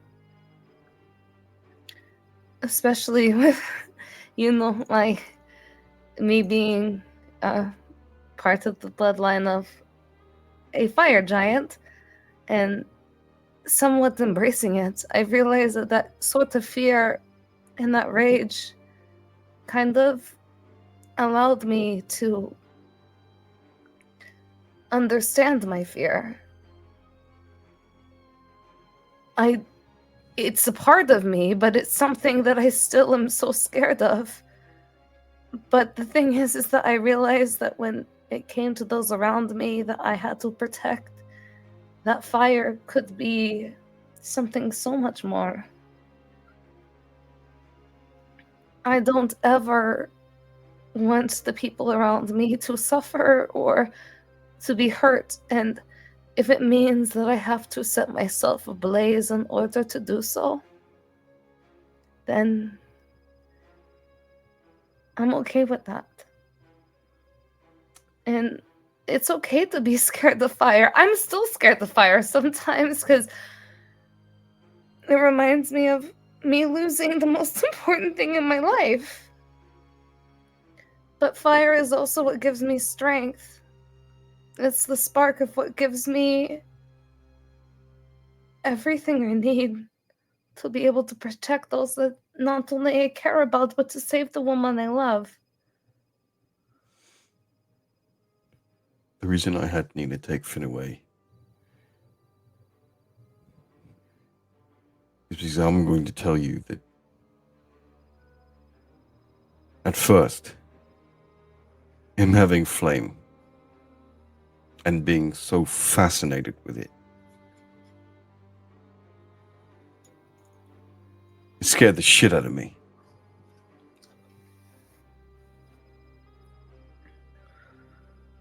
I almost made a bad decision on impulse.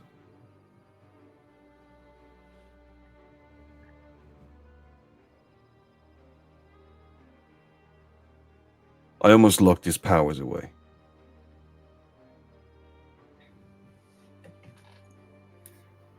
It's you. You're the reason I didn't.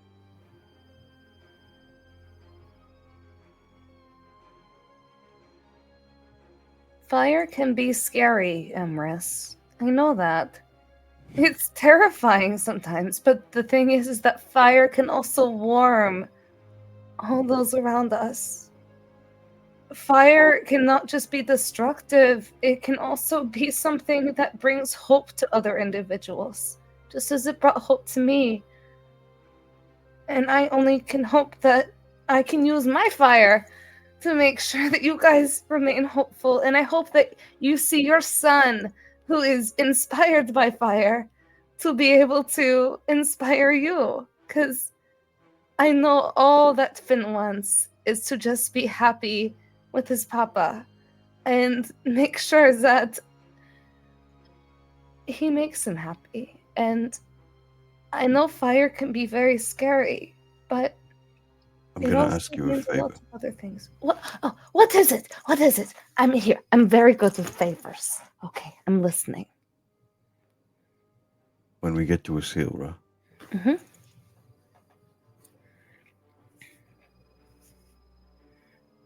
don't let Finn see my mother for the first little bit. Is your mother in Asilra? I'm hoping so.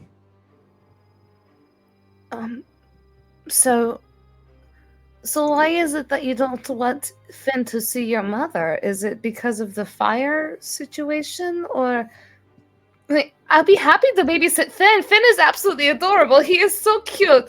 I will make sure that he has all the toys and the trains and everything. For certain, you will see when we get there. Is there anything I should know in particular about your mother? Just to make sure I can protect Finn the way that you would like me to? Like, I can only protect him if I know what to protect him from. You know what I mean? What you should know is that I'm terrified. I'm Of your more mother? scared of... Yeah. I'm more scared of her than I have been of Ezio Vargas or anyone. Emrys, why are you scared of your mother? What did she do? It's not what she did. What did she let happen? You'll see. Emrys, make a perception check for me. Yeah. He's doing this perception check as he walks away. 23. As you turn, you see it's been, 23 years? Coming out of the communal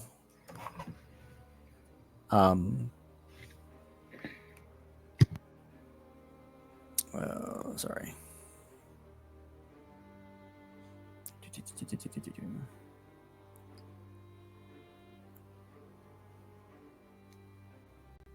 The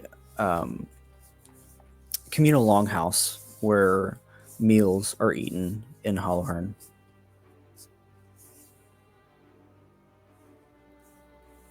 You see Deeren walk down the steps, loosen his belt a little.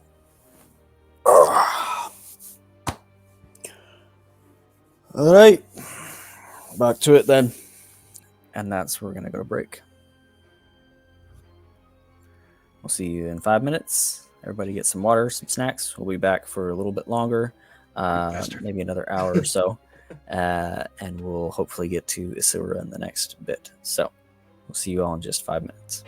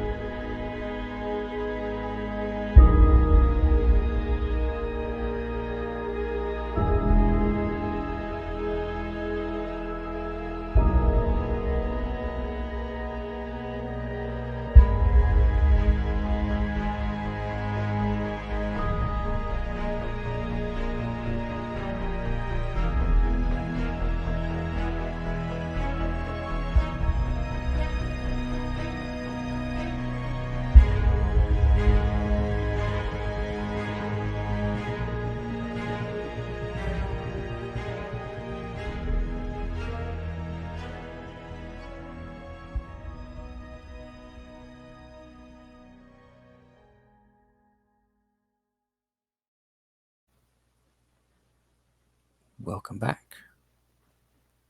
Let's jump right back in to our adventure. Yes, Emrys. I think I want Grendel to roll an insight check. Oh god, that's like a -2 for fucking Grendel, I'm pretty sure. Hold on. Oh my god. Can I guidance? Am I here? You're I don't think there. You Is can it roll that- one too if you want. Do you want me to? Do you want to spill your guts? Absolutely. Absolutely. She's within grabbing distance, but you're Well, yeah, you have insight spells. is a -2 for Grendel, so let's see how this goes. Oh, that's a lot better than I thought it was. That's a 19 -2 for 17. definitely good enough. let's say that's a 23 for Goaty. 100%. You both see Emrys turn. He turns away from you, Grendel, which made the DC a little bit harder for you, but you made it. Goaty sees his face go white, like he's seen a ghost. Grendel watches as both his hands go down to his side, his arms and shoulders start trembling, and his fists ball up, and his knuckles go white. It's at this point that Gromda goes, that one right there, that person. Come, Gorman. He's got one of the finest gardens in town. One of our builders here. Let's go see him. If you're looking to open up your restaurant again, you'll need some fresh ingredients, and he's got some of the best. Before They begin to Emrys make can their go way anywhere, Mm-hmm. Grendel just picks up Emrys and just goes, "Are you okay?" You feel And then him just- shaking, Go ahead. and he says, Grendel, let go. Oh, okay. All right. Sorry, sometimes he just likes his random uppies. It's He okay. takes off at a walk, a brisk walk, right in his direction.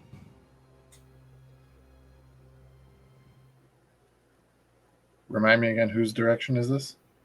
Deeran's. He just came out of one of the communal longhouses.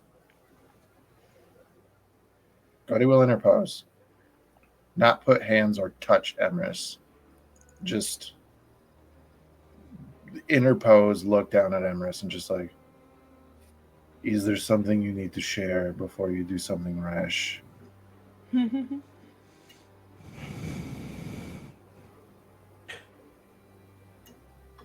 Goaty, I consider you a friend.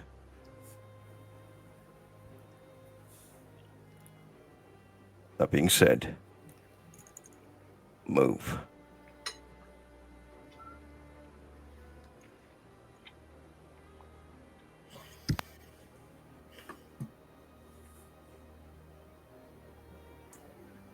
Goaty will step hit like that. Pregnant pause happens, and then he steps aside. But stays within earshot and is probably not too subtle about watching this conversation. He will say under his breath, and with your keen hearing, you'll probably hear, "Don't worry, I won't kill him. Probably."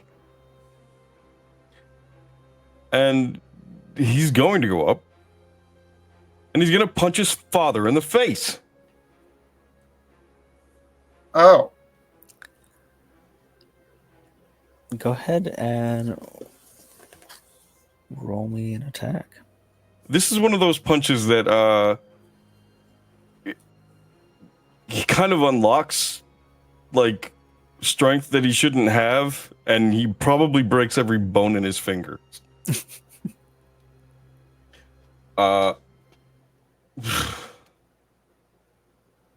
Rolling attacks that I don't ever do. God. Unarmed. Well, that would just be a strength check. Mm-hmm. Pretty much, yeah. Natural 19 minus 1 for 18. God. You walk up briskly to this individual. He turns to acknowledge you, and you see in his eyes not really any sort of recognition of who you could possibly even be before you just deck him I'm right sure that's across true. the face. He turns to one side with the force of the punch and goes to punch you back. Goes, what the? As he does, Gorman, Grendel's father, would grab you, and a couple other people would grab him to stop a street fight from happening in the middle of town. Hey, what's going on here? Chief Gromda would go, excuse me, gentlemen, please.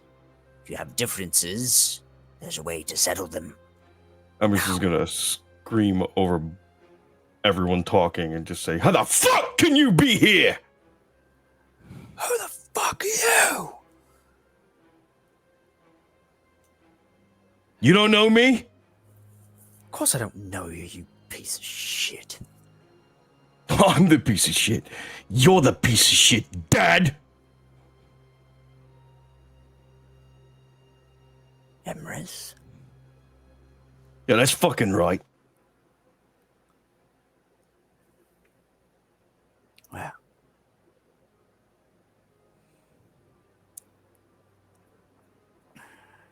Why are you here? Why aren't you with her? what, your mum?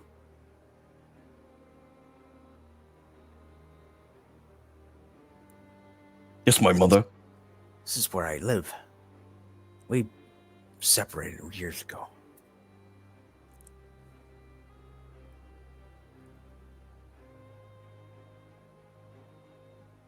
It would seem that magic tends to ruin everything.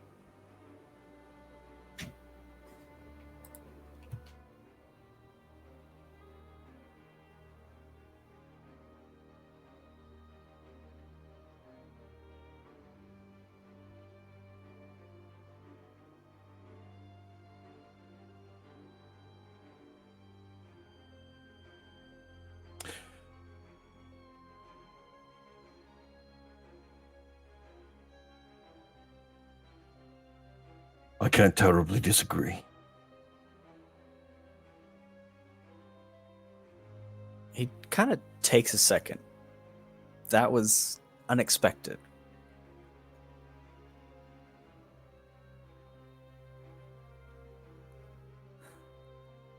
Well, at least my boy's got some sense. Oh, yeah? I had to find a whole hell of a lot of it. On my own.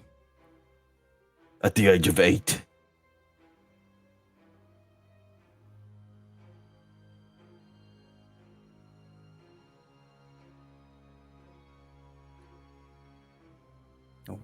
What do you want, then? Why are you here? If you're looking for some sort of bleeding heart apology, you're not going to find it here, boy. I'm not looking for you, dipshit. Passing through town.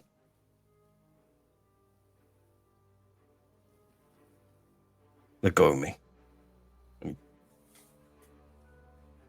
Ah, fine. It's my son, after all.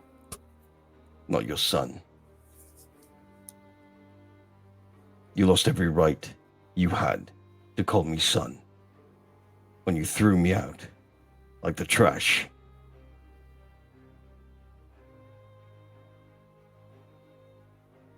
But I got better at my magic, Dad. Would you like to see? And I go invisible. I walk away.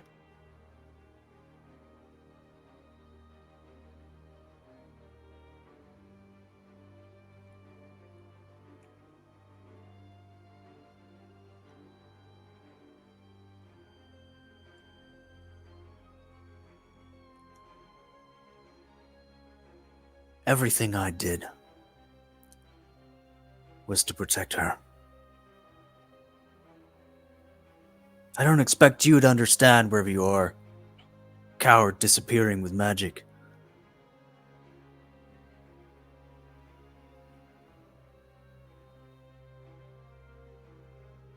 But you can hear me.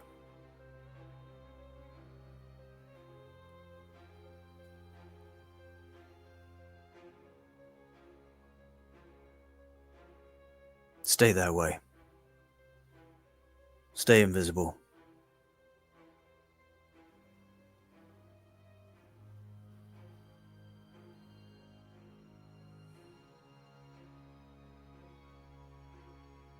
Stay away from your mother.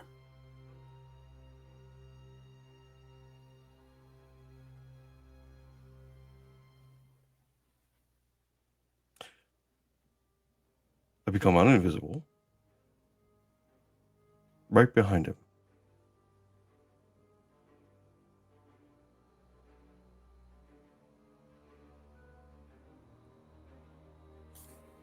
She Would threw he you notice? out. No. She threw you out.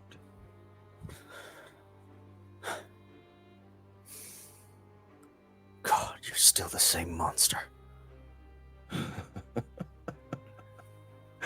Your ignorance lost you your wife.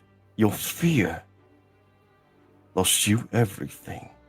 No, you lost me everything. You destroyed her. She was so beautiful. You took that from her.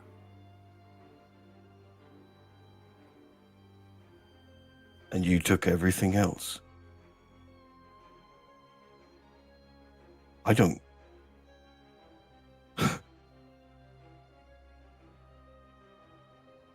I don't hate you anymore.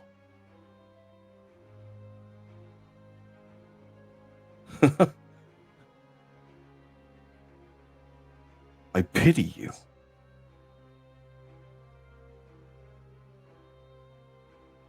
You're nothing. Save your pity, boy.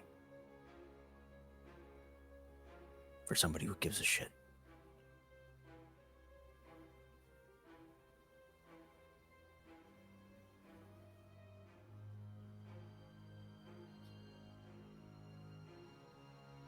Huh. He just walks away. Keep your magic away from me.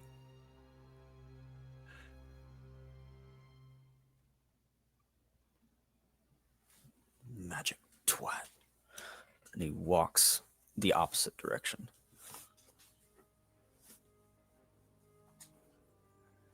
Emerus goes and finds his wife and son.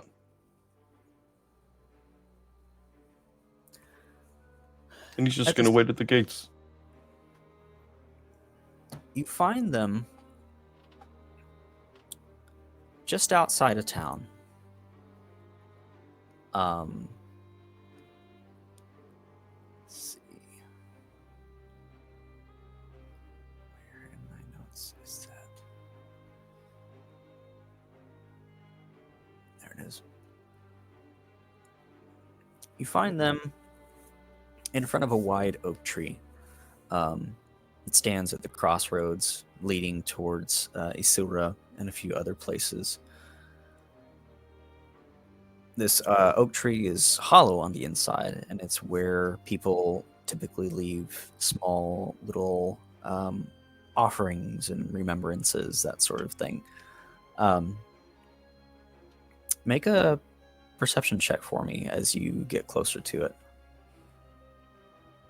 That's a performance check. It was a natural 20, but You can use it. that's a natural 3.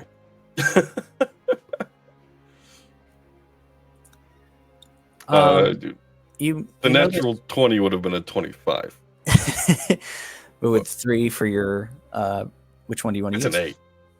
an 8. It's up to you. Okay.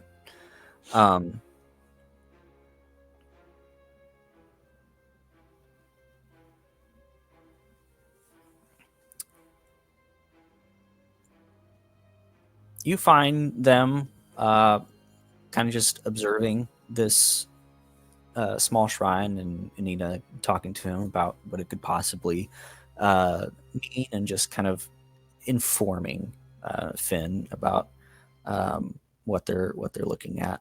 As you approach, and goes, Finn just starts going off about all the things they saw. Dad, we saw super tall people and a big table, and we saw the toy shop, and we saw this big tree, and I could probably fit inside of it. Just going off about everything in town that. Emrys picks him up Mhm. and just hugs him really tight.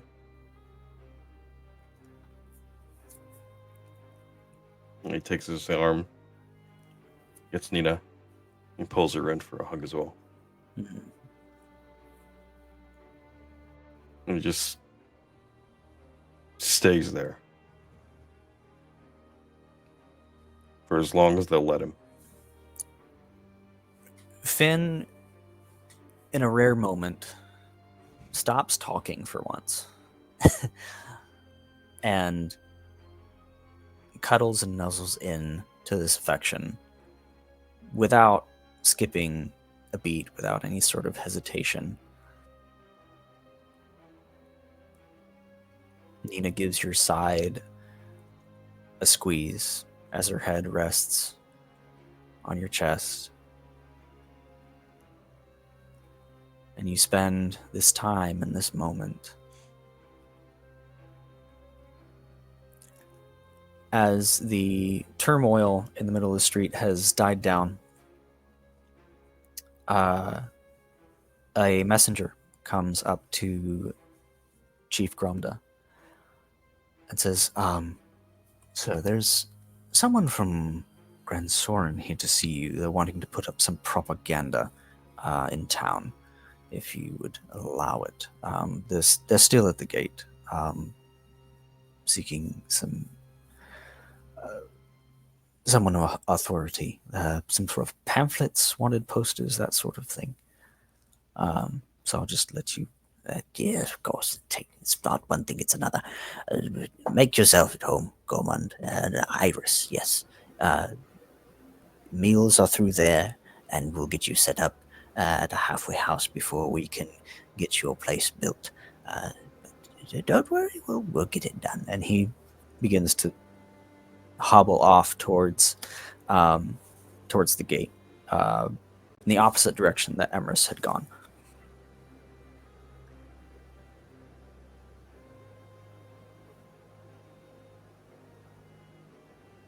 Cody has a mischievous look in his eye. Do tell.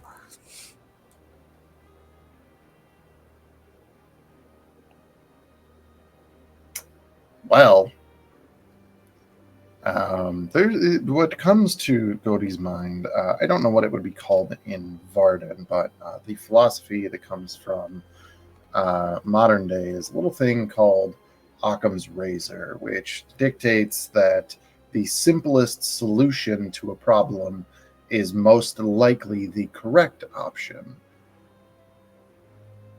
So Godey's thinking about killing these people from Grand Soren.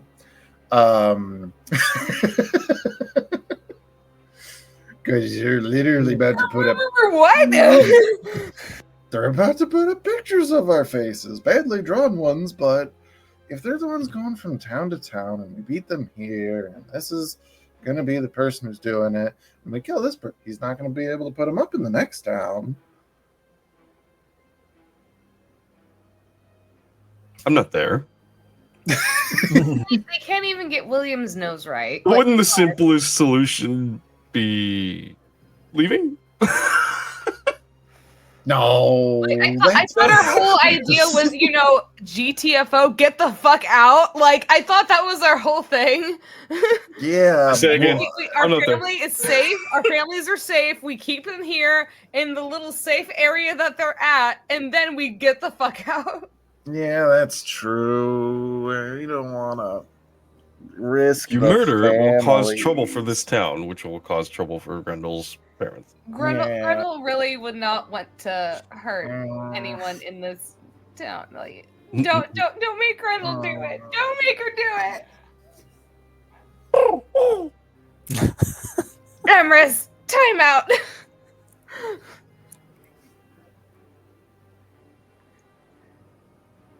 That's up to you, though, I guess. Yay. Grendel will be right back, and I guess pass without trace. Oh, okay. Bye, Mr. Goldie. Oh, where did he go? Where did he go? Emrys, have you seen Goldie? He just kind of vanished out of nowhere. Emrys is gone too. So Grendel's just standing there by herself, and she's just like, hello, my name is Grendel. Do you guys need help with anything? I'm very good at lifting things. I don't know where the rest of my party went. I don't know why. They seem to have what they call confetti of interest, which I. The townspeople would accept your help and give you something to do and carry. Grendel will go and help them. She doesn't know what to do. Like, literally, the two main individuals that give her like guidance are gone. So she's just like, I'm gonna help the best that I can, and that is what Grendel is going to do. So pass without trace gives a +10 to stealth. I have a +1 because of dexterity, and I rolled a 19. So that's a total of 30. Smash! Let's go. What are you wanting to do with your Get 30 to stealth, sir? the gates where this conversation is taking place between this elder individual and the people from Grand Sword. Very well.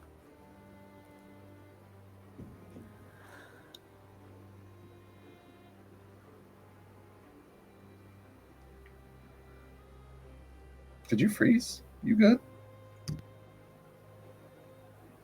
He's still moving a little bit. Okay. He's good. He's good. It was unnervingly still, bro. You guys are freezing on me. Oh no. Let's see. No. Chris, can you hear me? Brother, can you hear me? Can you hear me, brother? Brother. From the other side, can you hear me? There we go. Okay.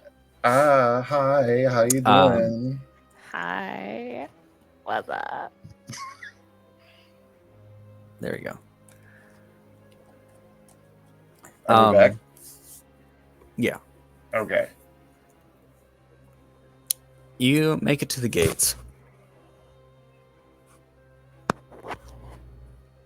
And you find Chief Grumda talking with these two individuals. You recognize them from Grand Sorn. One is a half-orc. The other is a human. They were the ones that you saw searching for you in the streets as you rode the cart through town. How did they arrive?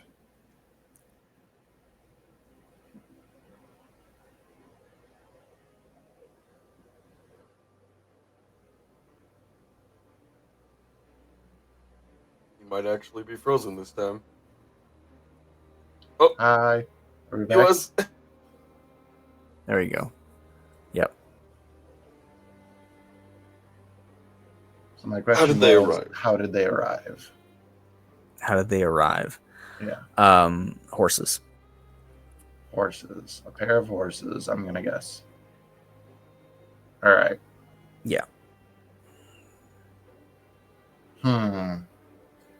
At the moment, while Matt consults his character sheet, Gody will be using his passive perception of 19 to listen to the conversation.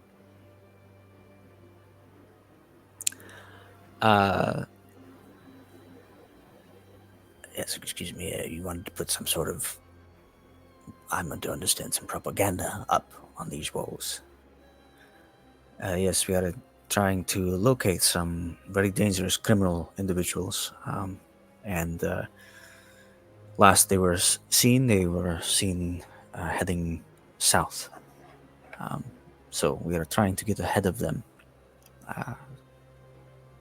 If you've seen anything suspicious or anything like that, please inform the Magisterium. These people are very dangerous. Magical abilities far beyond the common person, and are not to be trifled with. And yes, well, if you gave me some descriptions, I could keep an eye out. And they hand out a copy of each one of the posters.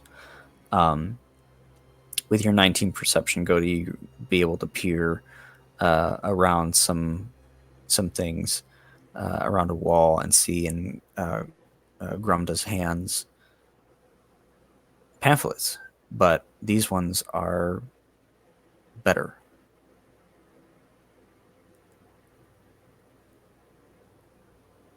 Grumda flips through.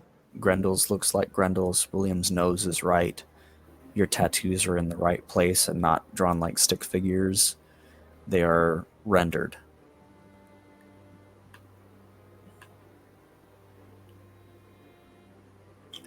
As he comes to yours and Grendel's, you see Grumda pause for a moment.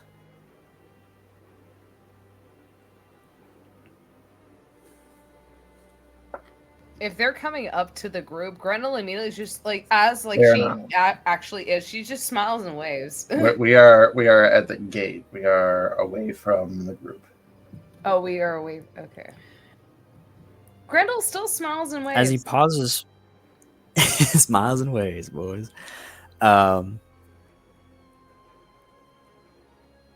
says, I haven't seen any of these sorts of individuals at all so far, but if I do, I'll let you know. Please, thank you for this. I'll put them up right away. Mm-hmm. I know what I would like to do. Yes. While this like seeing for sure that the posters are getting more accurate. Like, did I catch this in time that there's like maybe a few in his hand, or like does he have a stack now? There's probably 2 sets of each of you in his hand now. Okay. Well, I didn't quite catch the exchange, but that's okay. At this point, still riding that 30 stealth if I can. Mm-hmm. Cody would like to cast a spell. Perfect. And the name of that spell that he is casting, I see the anxiety rising in my party, knowing what Cody is capable of, and the masterful spell that is being cast in this moment is Speak with Animals. All right. And then Godi will start whispering to the horses.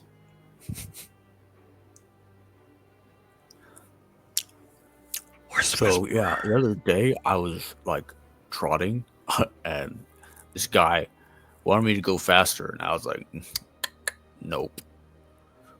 Hey, you Is go. that you? No, is that you? That was weird. It is weird. Oh, there it is again. It's very scary, isn't it? Oh, spooky. Where's that coming from?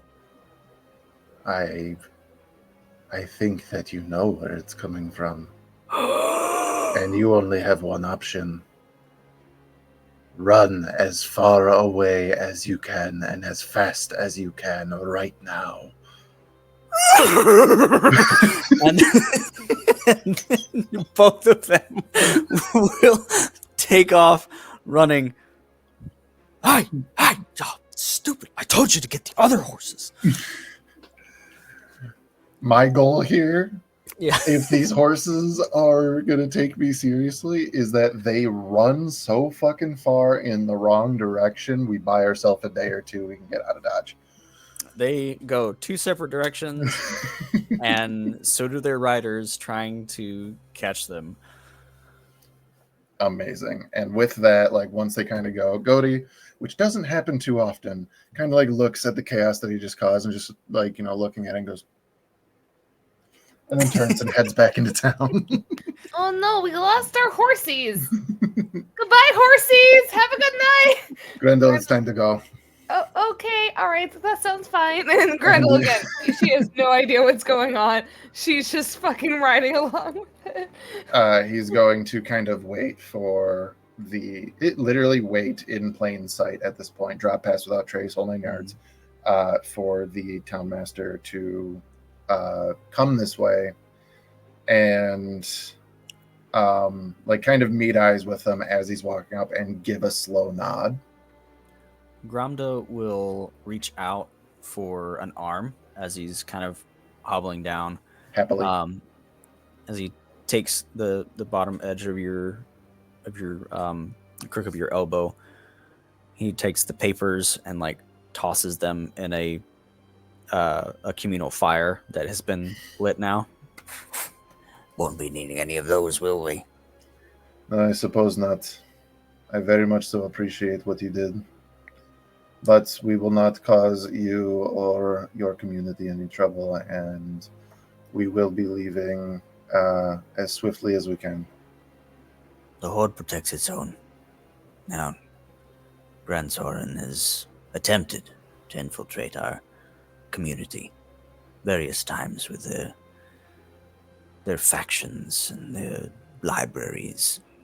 We have our own knowledge. Oh, we are here to protect the libraries. Well, perfect. Again, Grendel has no idea what the fuck is going on. You said Grand the Soren. magic word to Gody, and now I'm thinking again.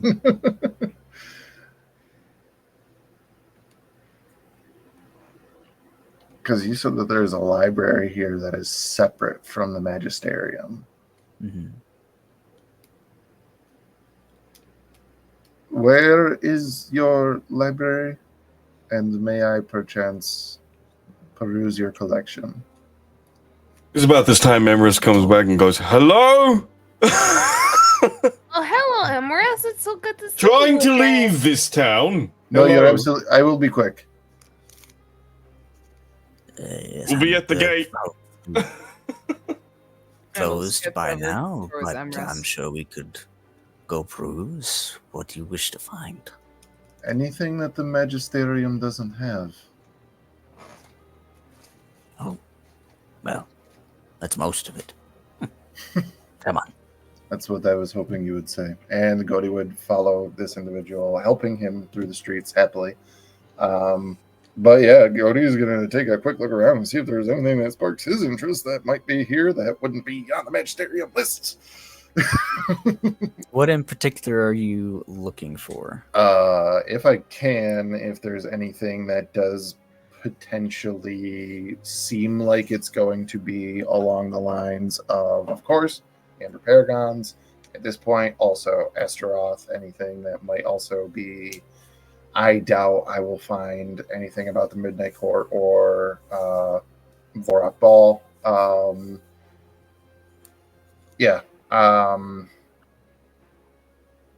Maybe the Abyss. Maybe. Smash. Grendel preemptive smash.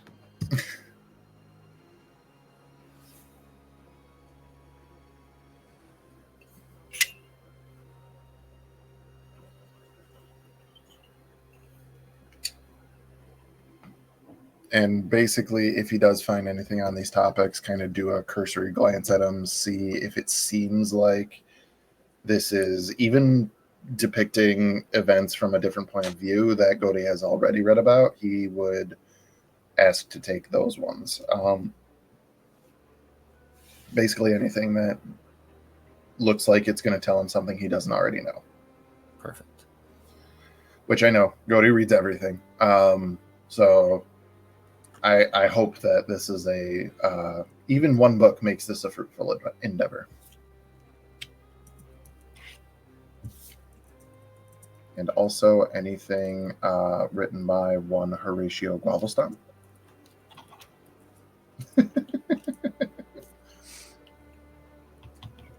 You do find the unabridged synopsis of Excavations of Vardin, Yes! The Careers in Ruin, Yeah, I've read that one. in this collection, which you have a manuscript of.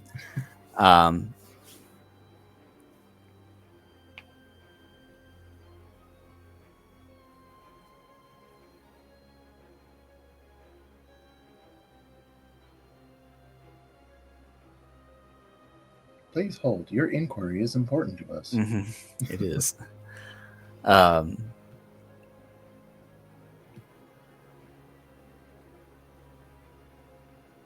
DM, how much do I want to reveal to them right now? It's pretty much. Randall still has no much idea do you what's wonder? going on right now. I've had the thought so many times, and I'm just like, I can read it in any DM at any time.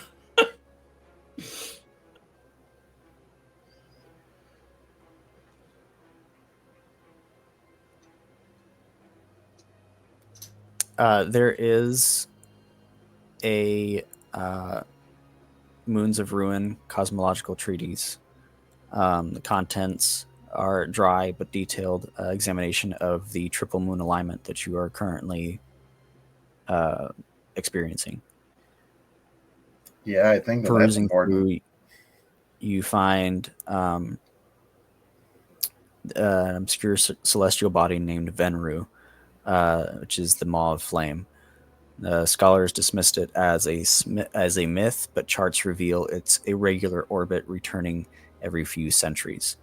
However, the red moon is out of sequence. It shouldn't come for another 12 years. That's impressive.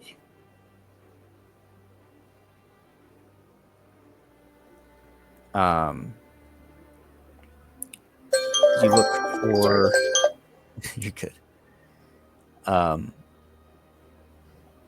You look for another thing that comes up is a treatise on paragons, volume 7 of Maber's Secrets. It's a rare volume, broader mythological anthology.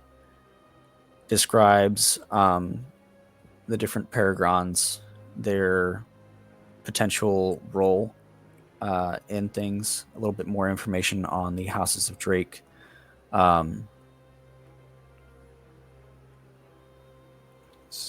Anything else in here that is...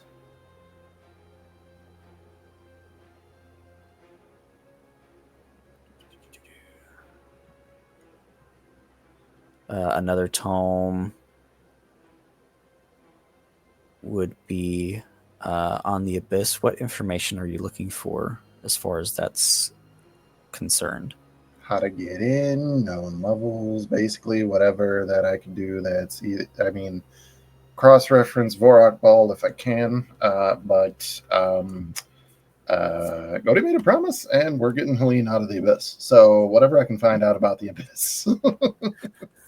So looking into any of the abyssal tomes, a few accounts would give you detailed step-by-steps of rituals.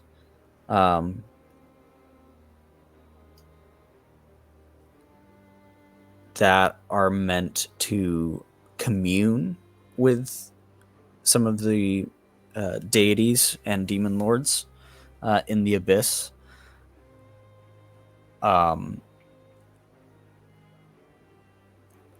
There is another tome that states that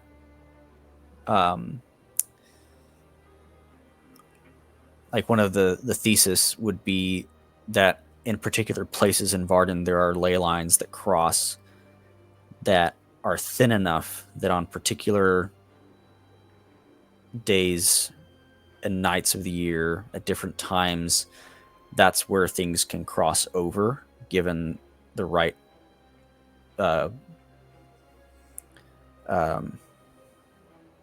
circumstances. Interesting. I doubt that I'll be able to retain the specifics with a cursory glance, and I would like to retain the specifics. So these books, I will turn to. I apologize. What is this character's name? Grumda. Grumda. I'm going to turn to him with the stack of, what was it, 3 books, and just go, if it is possible, I would like to borrow these. I will be honest, I don't know when I can return them, but I will do my best, and they will arrive in the same condition that they left. Mm-hmm. Well, Miriam isn't here, which she doesn't know won't hurt. I'll make a note here. And he grabs a ink and quill, writes something down, grabs out of this big stack on the table, and grabs another card that's much thicker, and grabs a different ink and quill.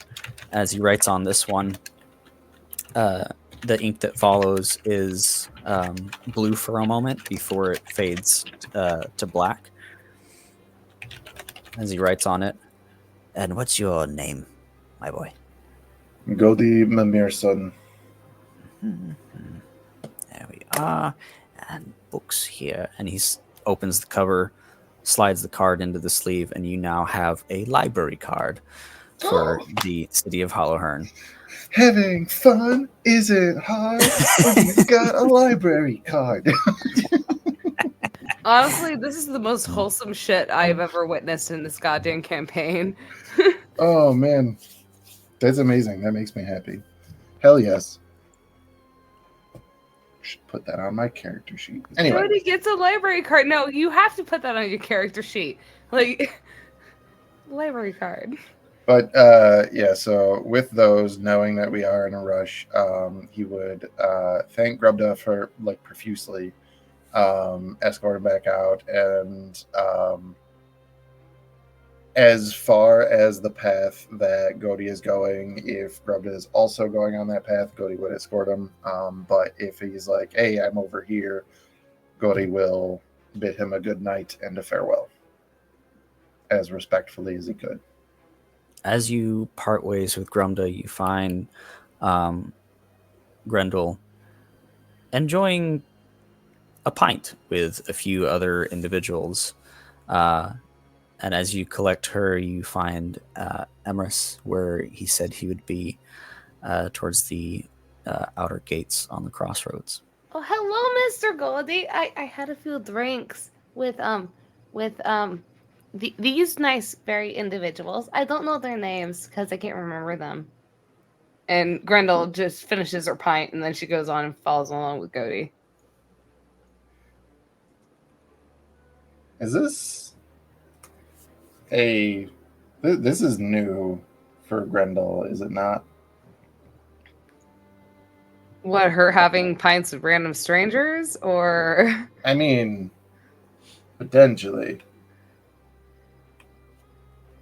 Grendel tries to make friends with everyone. That's just how Grendel is. Well, what am I getting? It was at the here? drinking he was asking about. Yeah, Oh. No, Grendel's always kind of like she drinks, but she doesn't drink excessively. She only drinks when she has her time off, and when she has her time off, she likes to have a few ales or two. Her parents, her halfling parents, literally owned a brewery. This is true. So yeah, Grendel definitely indulges in the drinkage, but it's only if it's nice drinkage. If it's not, then she probably would politely decline. Everything is best in moderation. Well, if they only have very good like house ales. If they have good stuff on draft, then Grendel will go for it. But if not, then Grendel is just like, no, I will have some tea, thank you. We gotta go. She's gonna go whenever like folks tell her to go. She's just she'll like slap the money on the table to call it a day. And Gody I'm will go with that. politely collect Grendel, just like, it is time for us to go. Oh, okay. All right, hold on. And you watch as Grendel just like holds up a finger and she just like chugs like her whole entire ale before she puts it down and she goes, "Okay, I am ready. Don't worry. I might be a little bit fun, but I'm not like smelly like William." And because she knows how William tends to be when he's drunk compared to how Grendel can be when she gets a little bit buzzed.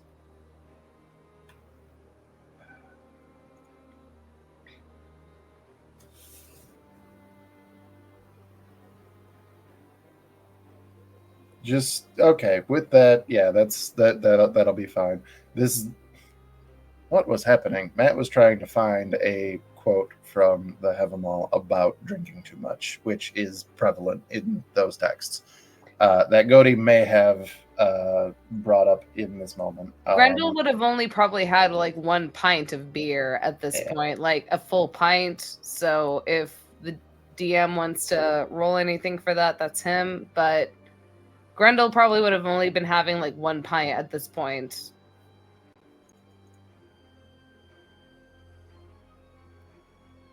She's not drunk. She just she definitely just chugged the rest of the last third of her beer. Alrighty. Yeah. He'll leave it alone then. Just very politely, like after you pay, like not like urging you along or anything, but walk with you to where Emrys is. Oh, immediately when like Gody shows up, Grendel is just like, "Oh, we need to do things. Okay, let's go and do things." So like Grendel again, like it wasn't her just trying to chug it out of like need. It was out of more urgency. She's like, Right. "Oh, we have shit to do." Okay, Gotcha. glug glug glug. Put it down. Slam the money down. All right, Mr. Gody, let's go. And that's Perfect. Grendel. Amazing. All right. I guess we're on our way. Everyone at the table would say, "Bye, Grendel. Having enjoyed your company immensely." Goodbye. Y'all have a wonderful time. You too.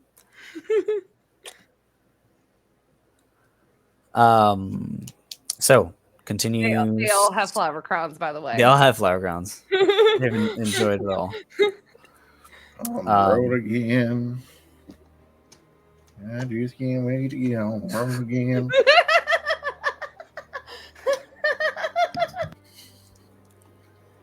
I need you to make me a perception check as you continue southward towards Isilda. Both Gody and Grendel, or just Gody? Everyone, if you would like. Guidance. Oh, -2.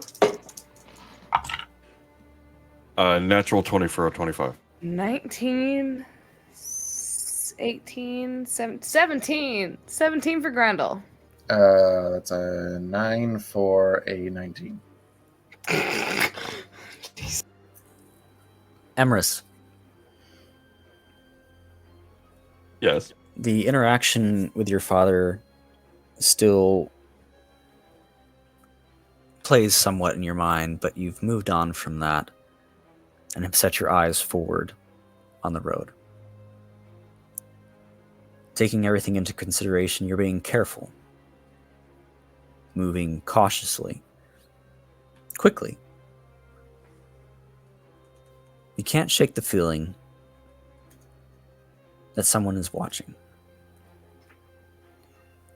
As you look through the trees, you see for a moment an amorphous figure before it's gone. You look for it again, only to find tree branches in its place, as if that was what was there before.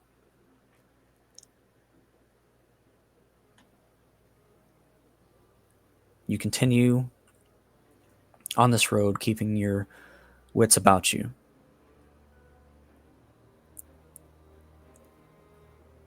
You notice it again. This time you see a little bit more detail down the arms of this symbiote-looking creature. Red pustule-like eyes run down the arms.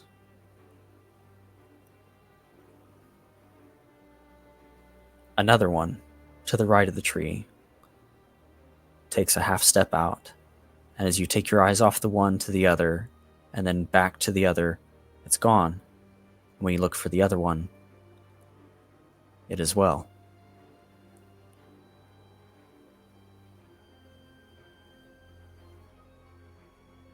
After a time, the feeling subsides that you're being watched.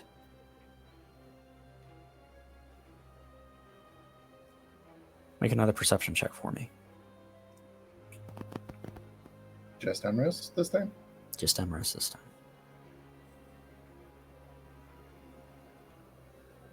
You made it. 22. 22.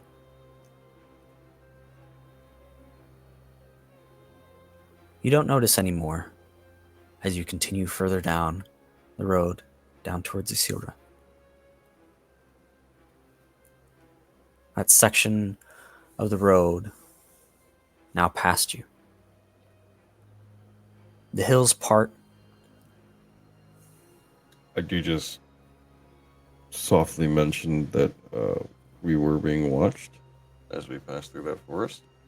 I didn't want to let on that we knew, so I didn't say anything. But they seem to be gone now. If you do spot them again, let me know. The less eyes we have on us, the better. Why were they watching us?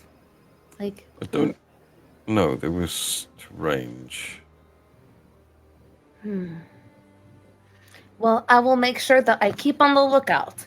And I will say from here on out, Grendel will be actively like trying to just taking in her fighter sort of situation that she learned from William. She will kind of just be keeping her head on a swivel after Emrys reveals that we have people watching us, which is not very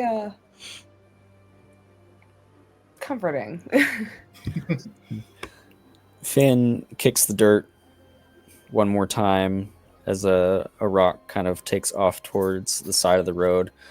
He goes, I'm tired. Are we there yet? I pick him up. I carry him for a while. I'm still tired. Are we there yet? Almost, pal. At this point, the hills part like a curtain as the dirt road dips down into the green basin of the valley. Emrys, ahead lies Isilra, a town that seems to breathe with the rhythm of the land. It's been a long time since you've been here, and things look a little different. However, some of the same things are still there. There are more of them now, but you see the same old windmill spinning lazily atop one of the stone towers. And the blades of this windmill are adorned with bright ribbons. And it brings to memory something as you look around you and realize what time of year it is. As you get closer, you hear children running in the streets. They trail ribbons in their hands, and it solidifies that time of year once again.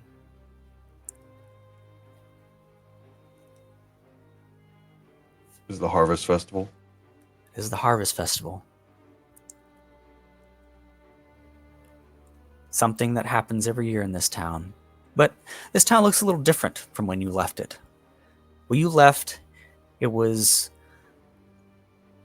a superstitious town.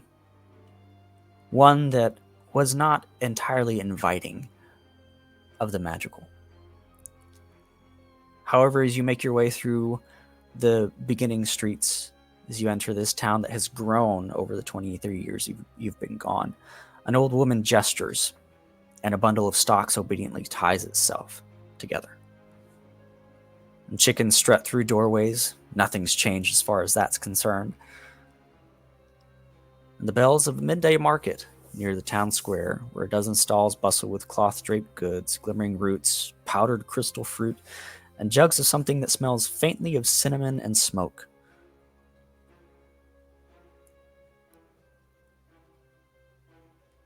Granaries, mud brick homes, cowherds guided by enchanted scarecrows through golden wheat fields. And a familiar echo in the distance, a slow whistle as the wind passes through glass-seed reeds. A melody carried on the wind that locals say keeps pests and evil spirits away, but something that used to lull you to sleep at night. On a summer breeze. Welcome to Isilra, a town that has grown with magic and stubborn hope.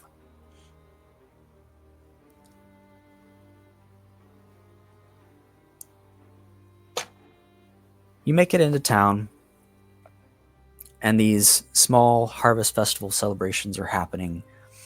Everything seems to be in good spirits. You've made it to Isilra. What would you like to do? This seems like a really nice town. Oh, I love this. Grendel is immediately going to try and she's gonna probably maybe try to purchase some potions and a few other things.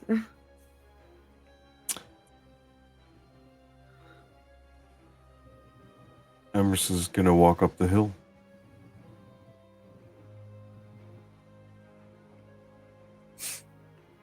As if being guided on a wire. He just heads straight for it. As Grendel stops at a few of the shops and looks at different wares and things, Emrys, you start walking up the hill. These windmills spinning still with the bright ribbons turning, and tied next to them are drying herbs, something you're very familiar with. The nostalgia of this place, it still smells the same. It smells of earth, hay, wild mint, and fruit still ripening on the branch of the orchards that permeate this town.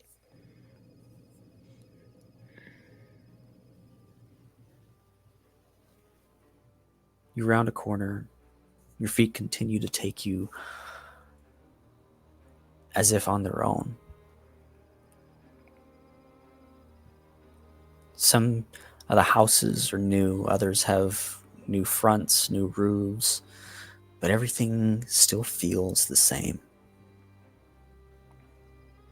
You can almost see yourself running the streets with your friends.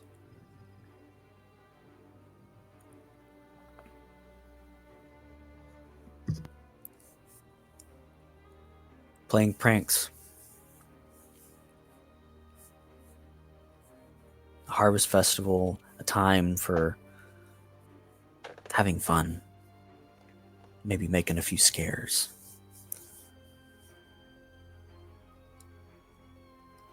As you turn the corner, you see it. However, it does look a little different than when you left. There's a sign out front.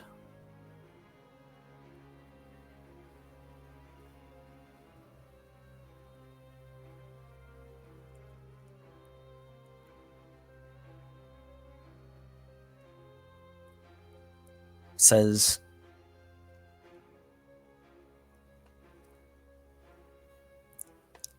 Licia's Luminous Beeswax Candles.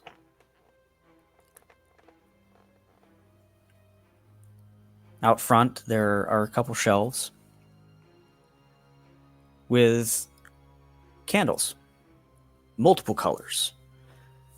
And each one is carved beautifully into these decorative, votive candles. As you grow closer to it, you see a small garden to the side that looks like it's unattended at the first glance. But as you look at it a little bit more, it's just blooming with all sorts of local wildflowers. As a bee flies right in front of your face for a moment and kind of guides your eyesight and goes through the window of this house, the house that you grew up in.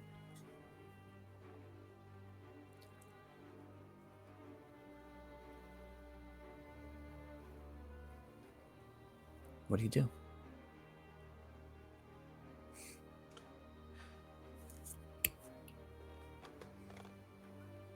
Iris is going to walk up to the door. Is it closed?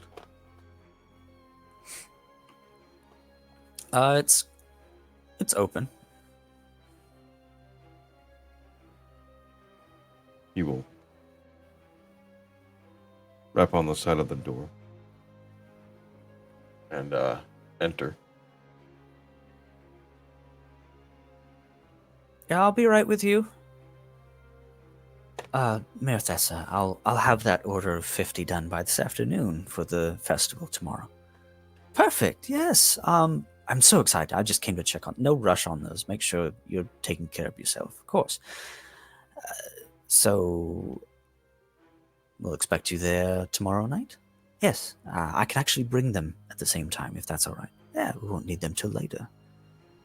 You know, I appreciate all the work you've done on this year's festival. It's going to be our best one yet. I hope that's correct.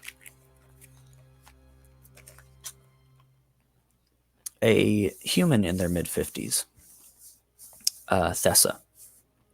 You would recognize them, but they're much older, more aged, wrinkles, grayed hair. And she scoots past you at the door and goes, "Excuse me." He just nods and moves out of her way. Yes, all right. Can I help you now? So, been looking for a candle. We've got lots to choose from, different motifs. I can have one custom carved for you. We also have different scents, so we can do one unscented. We can do elderberry, lavender, lemon, orange. Do you have any that are enchanted? Enchanted? No, but we do have the quality. If you're looking for, if you are an enchanter, we are one of the premier providers of voted and enchanted candles. Our wax is the highest quality that you'll find anywhere in on the continent of Grancis, that allows for enchantments to take hold on them. Now, they don't come enchanted. You have to do that work yourself, but we do provide the best quality for that. What I'm looking for is something that will lead me back home. Well, I find that a good candle with a good candle, you're able to bring home with you. A familiar scent, and a warmth of a hearth without the brick and mortar.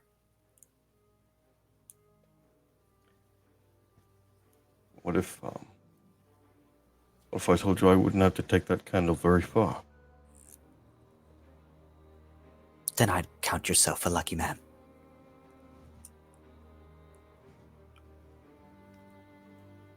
I do feel very lucky. Well, good.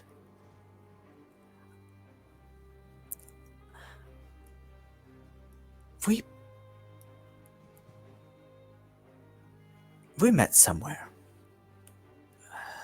Did you come into town for the Harvest Festival? Lots of people do, of course. It's none of my business what your business is. You want a candle? Let's get you a candle. Let's see, we've got Didn't cinnamon. come in town for the festival. Although I will probably enjoy it with my family. Well, you should. There's lots of things to do, especially for Yourself included. Mom.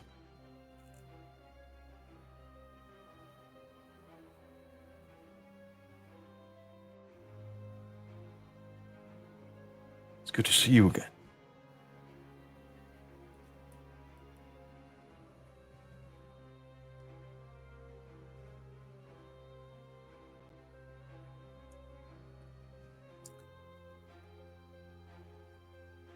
Did Orin put you up to this?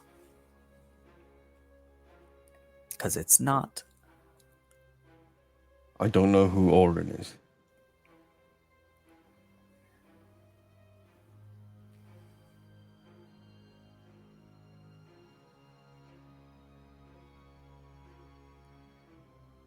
I don't know what you're trying to do.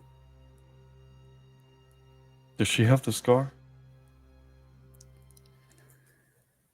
She doesn't have a scar.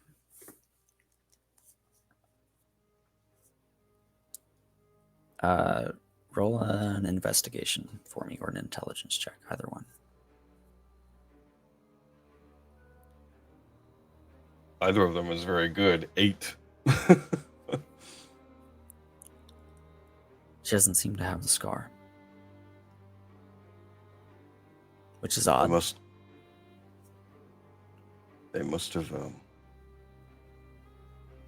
acquired some healers in town since I left.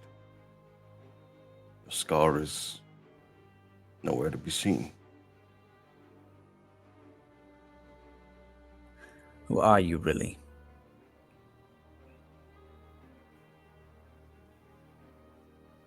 I'm the boy who burned you. Impossible. That boy's dead. Who told you that?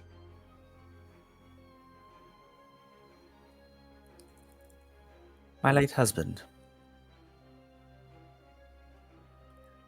brought home his closed, eaten by a wild animal. What a beautiful I don't know. lie. I don't know who you are or why you're doing this, but I do not find it entertaining.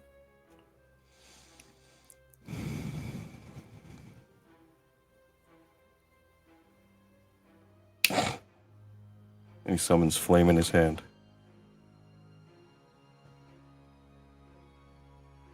I am the boy who burned you.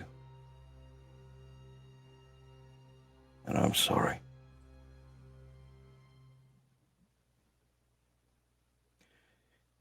He made me leave that day.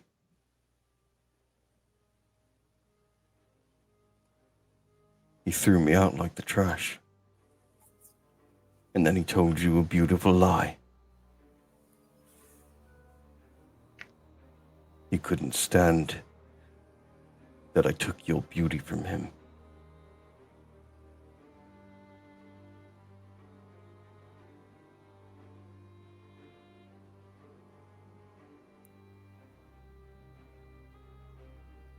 She takes a couple steps closer to you,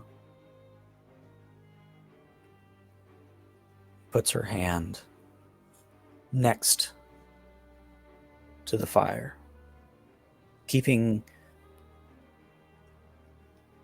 your eye contact with you. She moves it around and pushes the flame to one side before she steps in closer. Puts a hand on your cheek.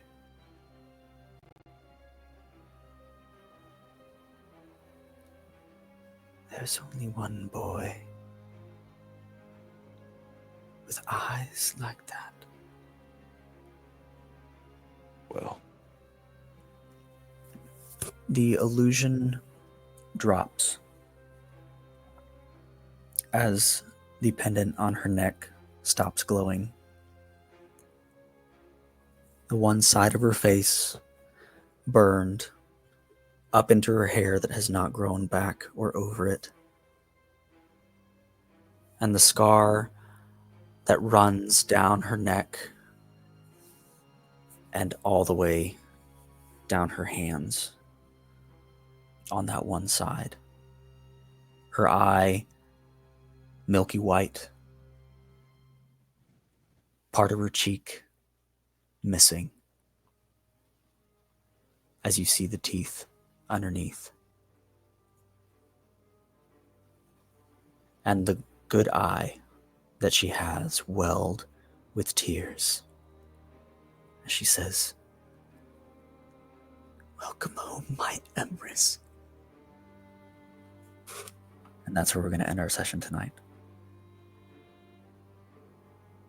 You motherfucker.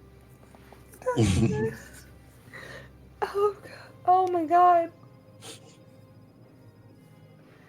Thanks, everybody. We'll be back in 2 weeks, the 24th of July, to see William, Xenia, and Nog make the trip to Isura as well in their own way. So we'll see you then, just 2 weeks from today. Hope to see you all there. Have a great night. Thank you for coming by.